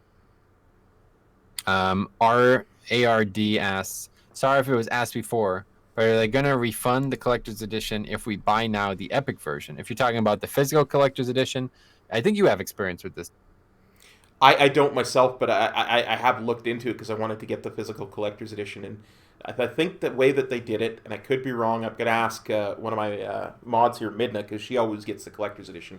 I believe the way they do it is they give you a discount on the physical collector's edition if you buy it in a certain amount of time after you get the digital collector's edition, which is the epic one, I believe. Yeah, I've heard about that. I think they do some kind of some kind of refund or something. I don't know. You should look into it. I don't know anything about it. So. Yeah, you buy the physical collector's edition at full price. They give you a refund in BattleNet currency on your account, I think is the way it works. Maybe Eddie suggests the deep dive will be tomorrow, so maybe we'll have to wait for that answer. Yeah, yes. I'm sure there's going to be a lot more questions and asks, especially in the Q&A tomorrow, so we'll see a lot of new stuff. Yeah, so there's the deep dive and the Q&A tomorrow that will answer a lot of these questions, I'm sure. Now, Jambo asked another interesting question. Do you think they will add back PvP vendors or PvE vendors similar to Wrath? Not sure if it was stated yes or no or not. No, they didn't state yes or no, but they have talked a lot about being able to choose what you want to do with your character now. In fact, after Kop gives his thoughts, we're going to read a post on Wowhead, which I think you'd be very interested to hear. So, what are your thoughts about whether or not they have vendors? I think that's probably going to be kind of how they do the replacement for the chests. I think that because they talked about having 6 different options of things that you could get based on how much you had done inside the game, and that if none of those 6 appeal to you, they'll have a generic one that's good for everybody. So I think that's kind of how it. I don't necessarily think it'll be formatted as a vendor, but it'll be the same idea. Yeah, Kind of that my might be the thought. case. Vendor, I don't think is good for anybody, but I do think more selection for your own safety is good, right? Hmm. Can we get a close up for the pad? I just showed it. What do you think of the Brewmaster nerf incoming from Mythic Dungeons? What do you think, Cop? I haven't seen it. 'Cause I don't normally do Brewmaster, so I haven't been paying much attention to it. So I can't speak on Uh, it. Great. Krillin Time says, I'm looking forward to the tower since I didn't get to do the Mage Tower. Well, they might be similar. I wouldn't say they're the same just because they're a tower. I guess they're No, both towers. But... as I said earlier, I think it's going to be a combination of like the Mage Tower, your artifact weapon, and Mythic Plus, and all this kind of thing, and islands, all that kind of stuff is going to be kind of wrapped up into one little thing with that tower. All right, great. So I am going to read this. Okay, Hopefully you'll hear me read it well and we could talk about it, but it's sounds good. relatively long, so I'm going to put it on. This is just posted 7 minutes ago, and it's posted by Wowhead. They apparently had an interview with Ian, so this is what it says. This is Ian speaking. We liked some of the elements from the Legion Legendary system. We really liked the feeling that a ton of the things to do in the world had this really exciting moment associated with it, where you go, oh, whoa, I just got this thing from my emissary cache. I can't believe it. Or you go, whoa, I just got Pridas. So we wanted to bring back the legendaries, and some of the things that we want to involve are, again, regards to player agency. We want you to build your own legendary. During your adventures in the Shadowlands, you're going to find the forge where domination armor is created, where they made the helmet, and where they made Frostmourne. And you're going to learn about how that process works, who is the blacksmith there, and ultimately all of the crafting professions are going to get the ability to make these base level pieces that you can combine and turn into a customized legendary. Some of the themes we're talking about say finding souls, which are part of the domination kit, and then combining them with this crafted piece to form a legendary with specific powers that you want. What would have been legendary bracers back in Legion that had additional casts of fire blasts for your frost mage, I might be able to find the soul for that has particularly cool ability and then put it on some boots. So then the question was asked. So it's kind of like a punch card system in Mechagon. And Ian says, it's evolving. A lot of stuff we did in Mechagon. The current idea is that you can put the piece on just about any piece that you want. So I can build a legendary helm or legendary boots, etc. And then a question about how it actually crafts. He says, you will take the piece that's crafted and you will take other components that you find in the world. You'll take the abilities that you want, and then you'll take it down to the Domination Forge and then combine it together to form your legendary. And that's seemingly where it ends.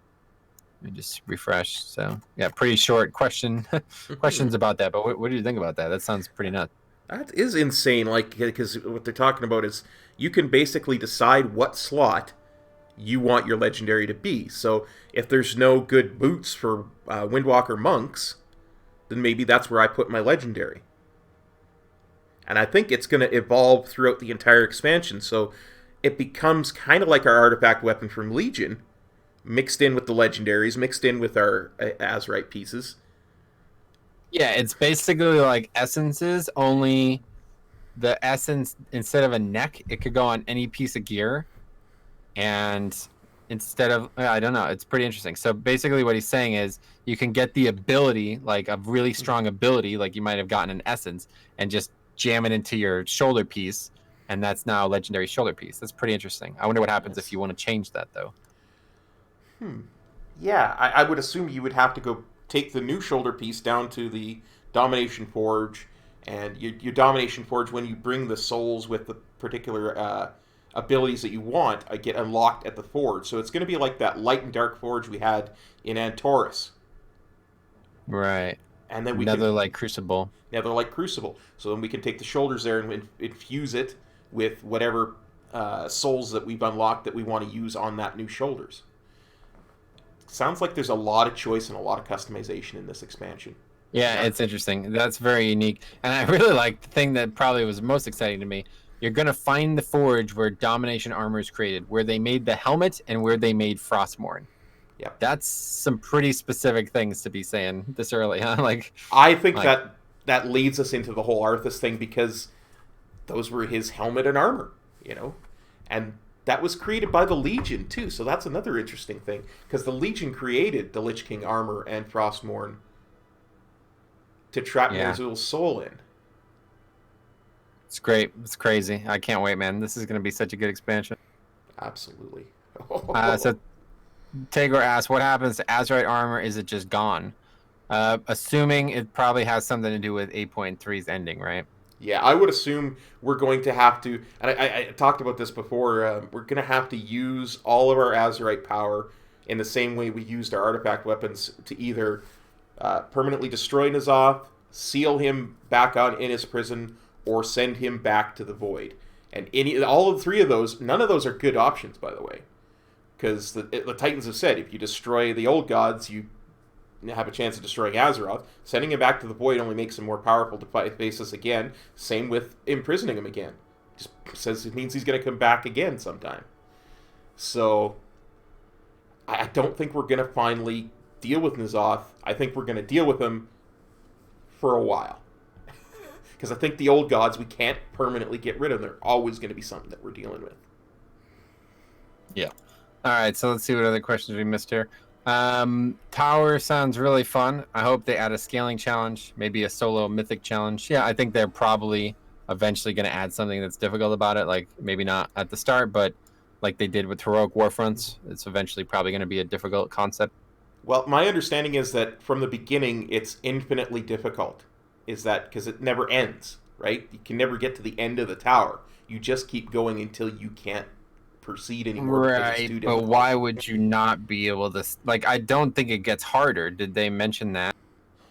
Well, I think they said that the tower itself was infinite. So, I mean, you can only go so far. Otherwise, you just sit there for days on end doing the tower, right? Get more and more powerful. Yeah, maybe. I just thought it was like... I looked at it as infinite in if you wanted to do it all day, you could do it all day. Not that it would be like Mythic Plus where you can do a plus 30 if you were super skilled. But maybe. I guess we'll see. Yep, for sure. Okay. Are they going to announce any challenge mode skins for the Visions in BFA or any from Shadowlands? No idea. No idea. We haven't heard anything about that. That'll probably be deep dive tomorrow. Yeah, maybe so. Okay, he might be able to find the soul for that. All boons, for lack of a better term, will be available from way back to vanilla. Pulling an ability from a previous expansion.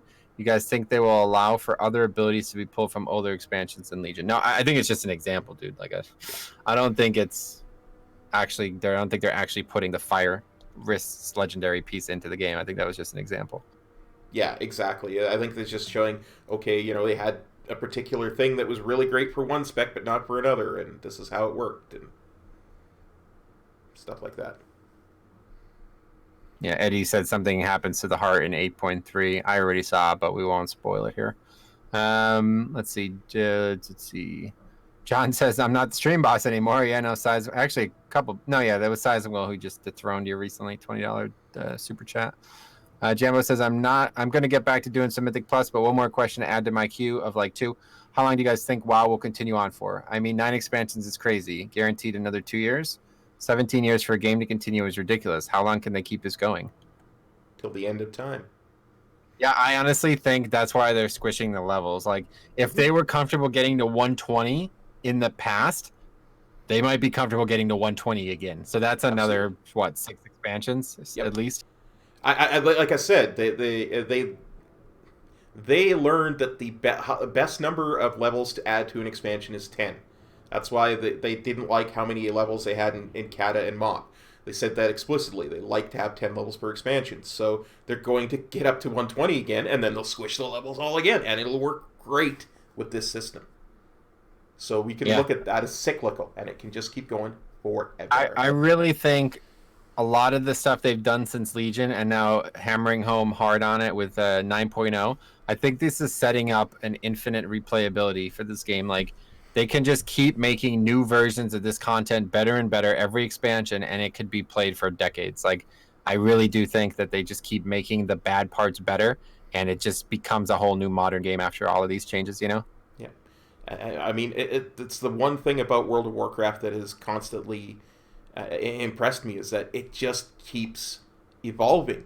And we've said it before, vanilla and BFA are two different games because it's changed so much, and it can keep changing and evolving and becoming a good game for a modern audience, no matter how far ahead in time we look at that as modern audiences being.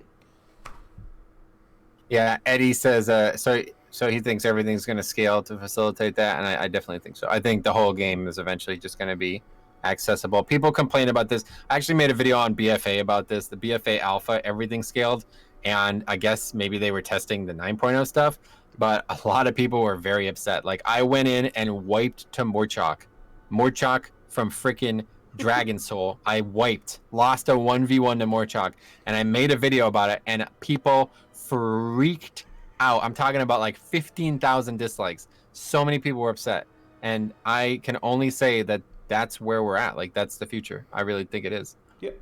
I think there has to be some point where they make a division between the current expansion and past so that people can still go back and farm mounts and such. So I don't think you can quite scale everything up to max level. Yeah, there has to be some balance, right? Because people want to go on solo shit, but at the same time, I'd love to also be able to go and raid AQ. You know, like to actually get a group together and go do it for some reason would be really cool. Yeah, I think there's definitely value to having the functionality to flip that switch, and to say bring the and scale everything so that you can have a full 40-man raid group and go hit AQ or go hit Molten Core. But at the same time, if you want to be a mount collector, it should be difficult. Don't get me wrong. I said this earlier in the stream.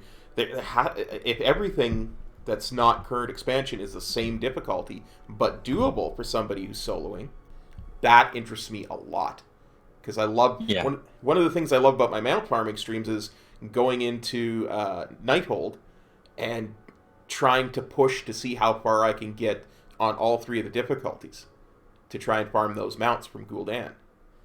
So I think if they add that to the game, there's a lot of value there. I think you'd be really... I kind of stumbled upon this, but I think you'd be really intrigued by what I accidentally stumbled upon a couple days ago, where I made a level 80 party sync character and went and soloed level 60 raids. It's actually really interesting.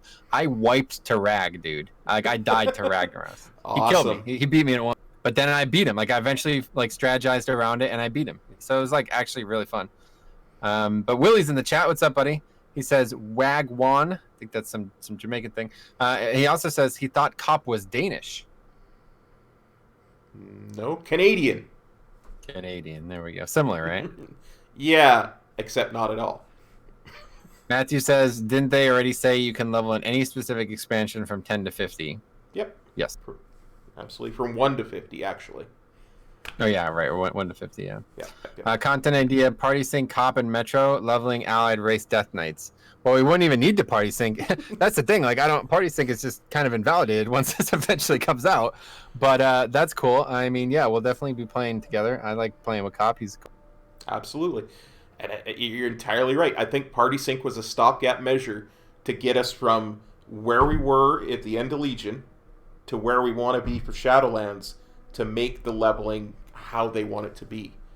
Yeah, I kind of have to agree there. I feel like that's the case. It's almost like if they knew they wanted it, but they couldn't add it too early. So this is why Party Sync is in. Yeah. Although Party Sync is, I mean, let's be fair, it is still going to play a part because it's still going to allow you to do the same zones twice. Yeah. That's not present in scaling. No matter. Absolutely. It's going to be... Good. I was just going to say, it's going to be so amazing. I can't wait. What's Shadowlands?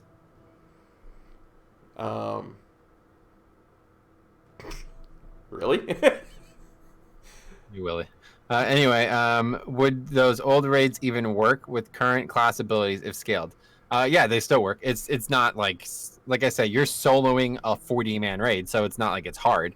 But I actually, one thing I did want to try with Party Sync is going in with 560s and trying to clear it. And I would still like to try that, but I just don't know anybody who was interested in trying it. So maybe someday Kop and I are going to do that. But yeah, we'll see. Hey, I'm totally down for it, but you got to find I 3 know other you people. are, yeah. Okay, let's see. Did you get the new Hearthstone effect? I bought the same version and I can't find it. Yeah, I got it. I showed it a bunch of times already on stream.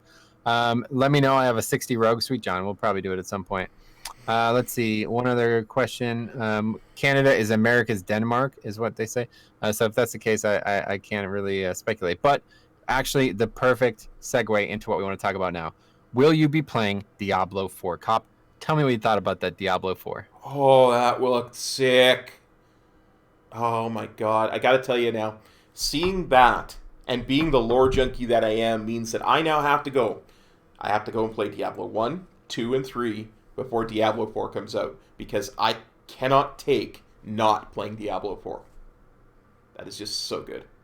Yeah, so we're going to talk a little bit about Diablo now, but I have to say, I am not going to lie, that cinematic was probably the best thing I've ever watched. Like, it was kind of scary. I was like frightened, and it was freaky, and I was worried that it wasn't going to be Diablo because it was so dark and so freaky that I didn't know what it was for. And I honestly thought, I'm like, is this are they showing the wrong trailer, man? Because are you sure this is a Blizzard game? And it was legitimately unnerving. And when I confirmed it was Diablo 4, I was pretty hyped. I don't really like Diablo. I wouldn't probably play Diablo, but what I saw today from Diablo, all I could say is I am so happy that it recovered. It was probably the most popular thing at BlizzCon this year. And to think what it was, I was there last year. I was in the audience when they were booing because they announced the mobile thing. They were booing. The crowd was freaking booing. I've never seen anybody get booed on stage at BlizzCon, man. It's sad. It was really sad. I was very upset for the guy, even though it was a poor announcement. I was still very disappointed. And today, I have to say, that cinematic was fucking spectacular. Absolutely. Really, I can't wait for this game. I cannot wait. I don't think I'll play it much, to be honest, but I just can't wait to see the splash it makes. A properly dark adult game from Blizzard is a very big step forward. Absolutely. And I mean, it's weird because like 2 minutes before they started the opening ceremony, they were talking about on the kickoff show, I guess is what you call it. They were talking, oh, the families, we have all this stuff for families at BlizzCon, and I hope they go here. And all of a sudden we get this dark thing. And I'm like, holy crap, what are the kids watching that? They got like 12-year-olds and 8-year-olds and 6-year-olds in the audience. What the hell are they showing this for? Yeah, so I don't know if you missed it, but people were tweeting about pictures as you were walking in. It said that there was going to be adult themes at the opening stage. So if anybody had any qualms with that, they should go to this one specific area. I don't know what they showed there instead, but I'm not sure because that cinematic was very graphic. Like, oh, yeah. They were like, it was pretty nuts, to be honest. And I think somebody just brought it up in the chat. Eddie thought it was the first character that, like, kind of like that black monk character. They thought it was actually Tyrael, and it did look a lot like him, but I guess it's not, right? Because it's definitely not him. I know nothing about Diablo lore, so I can't speak to that. Yeah. But I don't care. I'm gonna know. I'm gonna play it. I'm gonna play all three of it before that, so I know the lore going into Diablo 4 because that's how good Diablo 4's cinematic looked. And yeah, I agree. I'm so glad. They needed to start with that cinematic, again, to make up for last year's Diablo fiasco. Yeah, and I would say I was a little bit disappointed that WoW wasn't the front announcement, like that wasn't the first thing. But knowing what we saw last year, this was the only option. They stepped up big with this stupid Hearthstone, China thing. They shut that down real quick, and then before anybody knew what was happening, that Diablo cinematic dropped some jaws. You know what I mean? And it was like, man, what an insane start to BlizzCon. Absolutely insane. I mean, Blizzard was like Rocky in a boxing match, and they, in the 10th round where Rocky's barely conscious, and all of a sudden they came out smacking, and they just, hey, we're still here, we're still Blizzard. This is us. You're kind of right, aren't you? Like, last year was a flop, man. Everybody was really upset. People were panning Blizzard, calling the whole company bad because of that.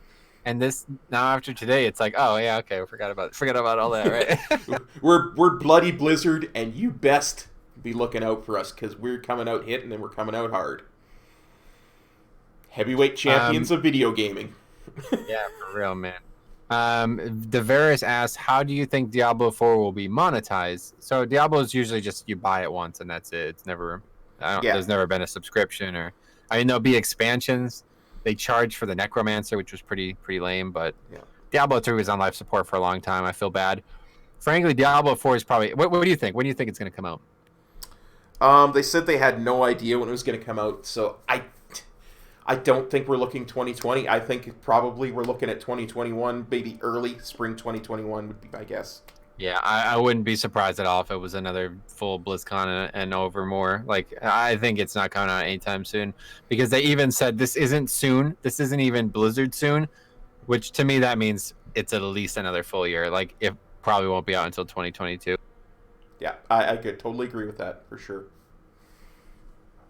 Jambo says, I don't really care for Diablo, but Diablo 4, I thought about buying it ASAP. Yeah, for me, I was the same way. I literally don't like Diablo 3. I bought it and I played it a bunch, and my fingers hurt from playing that game. It was so mind-numbing holding one button for like 20 minutes at a time. I thought it was the worst game ever made. I was like, this game would be so freaking fun if there was actually customization to what you did in the game. And the things they said today, I'm like, oh, that sounds like it solves all my problems with the game. Yep. Whether or not I'll play it, I mean, Shadowlands is probably going to be well underway by the time this comes out, so maybe there'll be free time. But if it did compete with Shadowlands in any way, I can't imagine I'd even pick it up. But still, I'm happy. I'm really happy. You know what I mean? Yeah, absolutely. I mean, it's not going to have more than 8 abilities because it's got to conform to a controller on PS4 and Xbox One. But at the same time, it's still going to be way better than Diablo 3. Yeah, but did you see that how it's going to work? Like, they have the talent tree from Diablo 2. They have these rune things from Diablo 2. They have a bunch of old customization that they removed for Diablo 3, and it's back. So even though you're right, you're only going to be able to have like 5 slotted abilities. The abilities are going to have way more like variance than they ever had, I guess. Gotcha. Yeah, because there's 3 now that you can have in Diablo 3? Like 3 buttons you ever press?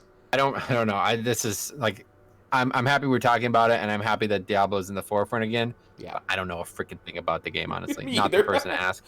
I think I made it to like the end of Act 1 in Diablo 3 because I got it for free because I signed up for a year back in when Mob came out. Yes, that's right.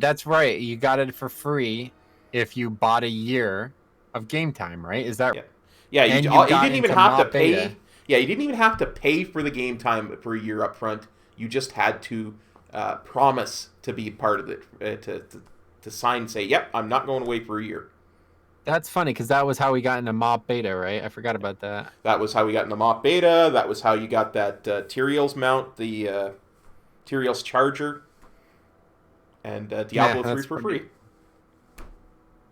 Okay, well, that's everything for me. Do you have anything that you wanted to bring up? Not really. I guess, let's see. I'm definitely going to stream after all the panels tomorrow. What I stream, I'll probably just do some random leveling, and then we can talk on my stream about it tomorrow. I know you got a wedding to go to, so. Yeah, I don't know what tomorrow's going to look like, but I'm definitely going to try to make some, like, there's definitely going to be big news tomorrow. So as soon as it's over, I'm either going to just go live quick or make a video quick. And if you're around, we can just go live together, but it's going to have to, it's not going to be a 3-hour one like tonight. No. It's going to have to be like an hour. It's going to be like, here's what happened. How do we feel? Yeah. See you later. Yeah, exactly. Let's answer questions, talk about it, and then I got to dip. But before I go tonight, I do want to check out this quest. You might actually be able to see it. I'm going to talk to the guy now. Do you see the mob that appeared? I see this guy. You see him. That's crazy, right? That's the gear. Pretty sure that's the gear that I'll be getting from it. Let me just zoom in. Oh, that is pretty crazy. It looks like paladin gear to me. Yeah. Hail, mortal. For untold ages, my kindness traversed the myriad realms of reality. We've beheld phenomena that you cannot begin to comprehend, but there is much you must learn of what awaits you on the horizon. The power of death is on the rise. The veil weakens between your world and the Shadowlands. When a mortal life expires, an echo of it remains behind. The most powerful mortals leave the most resonant echoes. Bring these to me, that I might study them to both our benefits. So we have to gather echoes of mortality from living creatures. And it does say specifically that the more powerful the creature, perhaps the more likely you are to get one. I've heard a lot of people saying it's very rare or it bugged, so I don't really know how to do it. Probably won't be able to do it right now if it's like that, but I would just go and solo a bunch of old raids. it's possible. Yeah, they actually talked about that. Oh, another post was just made. Okay, we got more things to read before we go, I guess. Let's check this out. This is called Sylvanas/Saurfang narrative wrapped up. No gameplay impact in Shadowlands. Will Alliance and Horde have different leveling zones? No. We really told the story of the Alliance and Horde in battle for Azeroth. The focus of this expansion is everyone going to the Shadowlands to face this new danger that's being unleashed. Certainly, you'll still be playing as Alliance or Horde, but it's about the heroes of both factions working together to take on the threat. The faction war is behind us. The Covenants don't care about Horde or Alliance. There's no Horde Covenant or Alliance Covenant. Players are going to choose which covenant they align with. So then the question is, what role will player choice have in Shadowlands narrative? You'll get a huge player choice with choosing a covenant right away. It's a window for the expansion and obvious player choice that has both gameplay and narrative consequences. The choice of Horde aligning with Saurfang or Sylvanas was appropriate for Battle for Azeroth because of the themes we were involved with. We're talking about a different type of story in Shadowlands, so the choices you'll make are more personal for your character, related to customizing the things you want to unlock and the choices you make that way. It's less about specific narrative moments, but that is something which in our back pocket, if we ever decide there's an appropriate time for a choice like that, it's something that we're certainly not afraid of. If you are a Sylvanas loyalist, the things she said to you at Windrunner Spire were meant to wrap up that specific storyline. She's basically saying, you were with me, you made these choices, you were on the right side of it. Those choices still can't save you from what's to come. So it was meant to wrap up that arc because it was not something we want to carry forward. With each expansion, we tell its own story and lead into the next one. In the Shadowlands, there's a whole new set of mysteries to unlock and new things to figure out. If you were a loyalist before, it's not going to be something that directly impacts how your gameplay is going to shape out. It's all about getting in there, finding out about these covenants, and seeing what the cause of Sylvanas' actions were in the big picture, and who these new forces are that she's aligned with. So that's cool. Awesome. Absolutely awesome. And then there was a second post made. Let's see this one. Okay, here we go. All right. Anima Power, in our interview with Eli Cannon and Jeremy Fiesel, Anima was described in a little more detail. Here's a summary of the mentioned. You will, during the course of your adventures in the Shadowland, be gathering anima from various sources, and you can put it towards a bunch of different ends. And one of those is powering up your soul bind. But we want it to be something that you can do at the beginning of your play session. It's something that you can take a little bite of, get yourself an additional talent point or soul bind ability, and then go out and play with it for the rest of the day. The name of the game in Shadowlands is Player Agency. We don't want there to be an infinitely grindable system like Artifact Power or Azerite. We want you to be able to feel like you can do that, and then you can go off and do other stuff. So you don't like farming islands 80 hours a week? There's no infinitely grindable system in Shadowlands. We want there to be tons of different things you can do. You can do what you want for anima. So you should be able to do exactly what you want for anima and instead of being forced to grind island expeditions. I mean, that's a really misleading statement. Whoever's asking this question is asking. You were not forced to grind island expeditions. It was just the fastest way to get AP. Yeah. So I'm pretty disappointed with whoever asked that question. That's pretty silly. Anyway, soul binding has a separate post here. In our two interviews, soul binding was mentioned in slightly more detail than what the next panel had. Here's a summary of what was mentioned. There's another reason you might want to choose a covenant. It's to choose a soul bind. In the Shadowlands, you can pick someone you want to soul bind with and kind of trade knowledge. Or so your soul bind is going to provide certain powers. I think there's one in Rivendreth called Arrogance, where if you soul bind with this particular character, you get the Arrogance trait. And if you have higher health than your enemy, you actually get a higher crit chance. As well as your ability to do what we call a soul bind is what you will find a powerful character in the world and match your soul with theirs, and you can power them up with anima that acts as a passive talent tree with a variety of different options for your character. So the summary is, so this soul binding mechanic allows you to soul bind to a powerful NPC, probably from the covenant that you choose. You have different soul binding options depending which covenant you can choose. Now, what soul binding actually does is it gives you a talent tree, and you can use the power of anima to unlock more talents. These talents will give you certain passive traits which will enhance your character. This sounds like the AP grind of the expansion. However, they did mention that you could use anima on multiple things, so we don't know what those other things are. So yeah, there you go. Yeah, absolutely. That sounds really interesting. Like, I can't wait to see what these passive talent trees look like and how we're going to be using anima besides that. It's amazing. Yeah, it's pretty interesting. The reason I went on Wowhead, though, was to see if there was an article about this gear. Let me see if I can find some real quick. Oh, there's also a post. Okay, one more quick one to read. All right, here we go. So when you pick a covenant, not only are you going to get that ability, your active ability, your soulbind and talent trees active with it, but a whole separate reward scheme that Eli was talking about. There's an armor set that we showed earlier today that makes you look like your covenant. You get a mount with multiple different colors, and there's an upgraded version of that mount that you could obtain by doing various different things. It's similar to how there were artifact skins that were difficult to obtain. We want there to be long-term goals for your covenant. A covenant-specific pet, some of which have specific purposes in the zone. Bring out your slime pet in Maldraxxus. It has a specific function. Where it goes and eats up slime pools, it gets you items. We want everything to feel like it interacts more with the world. Our current idea is that you can switch covenants, although there's going to be a major cost associated with it. However, you have to be in that covenant to use that covenant's rewards, the abilities, the mounts, etc. It might be something that we can loosen up over time. So that kind of answers the question we had earlier about potentially switching. And potentially having more than one covenant. Right. Well, you're only going to have one at once, maybe. But oh yeah, in the end, I think is what we were talking about, right? In the end, we were talking about being for all 4 covenants because there's going to be a big threat to all 4 covenants that they're going to want you to deal with. Yeah, that's probably the case. Yes, just like how at the end of Legion, our artifact weapon was flipped on and completely empowered, and just like at the end of 8.3, I bet you our Heart of Azeroth will just at some point they're going to flip a switch, and everybody's Heart of Azeroth is going to be at full power. Maybe that would be pretty cool, actually. Yeah.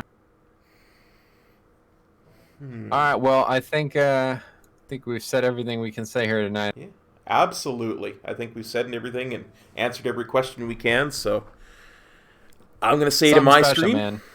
Today was something special, and I think tomorrow is going to be even crazier. So stay tuned. It might be doing this again tomorrow. One way or the other, next week, tune in on Tuesday. I'm going to probably be doing the new the AV thing for the event. What am I drawing a blank here? The anniversary. Yes, absolutely. 15th anniversary event is going to apparently be starting Tuesday. So maybe you're around. We can do it together. I don't know what the plans are, but I'll definitely be streaming that next week for sure, one way or the other. Absolutely, and for my stream, same thing. Going to be doing that. Hopefully, we can do the anniversary raid as well, maybe next Tuesday. Telling you, dude. Yeah, we'll see what happens. For sure, for sure. All right, everybody on my stream, take care. We'll see you next time. Peace. Kop out.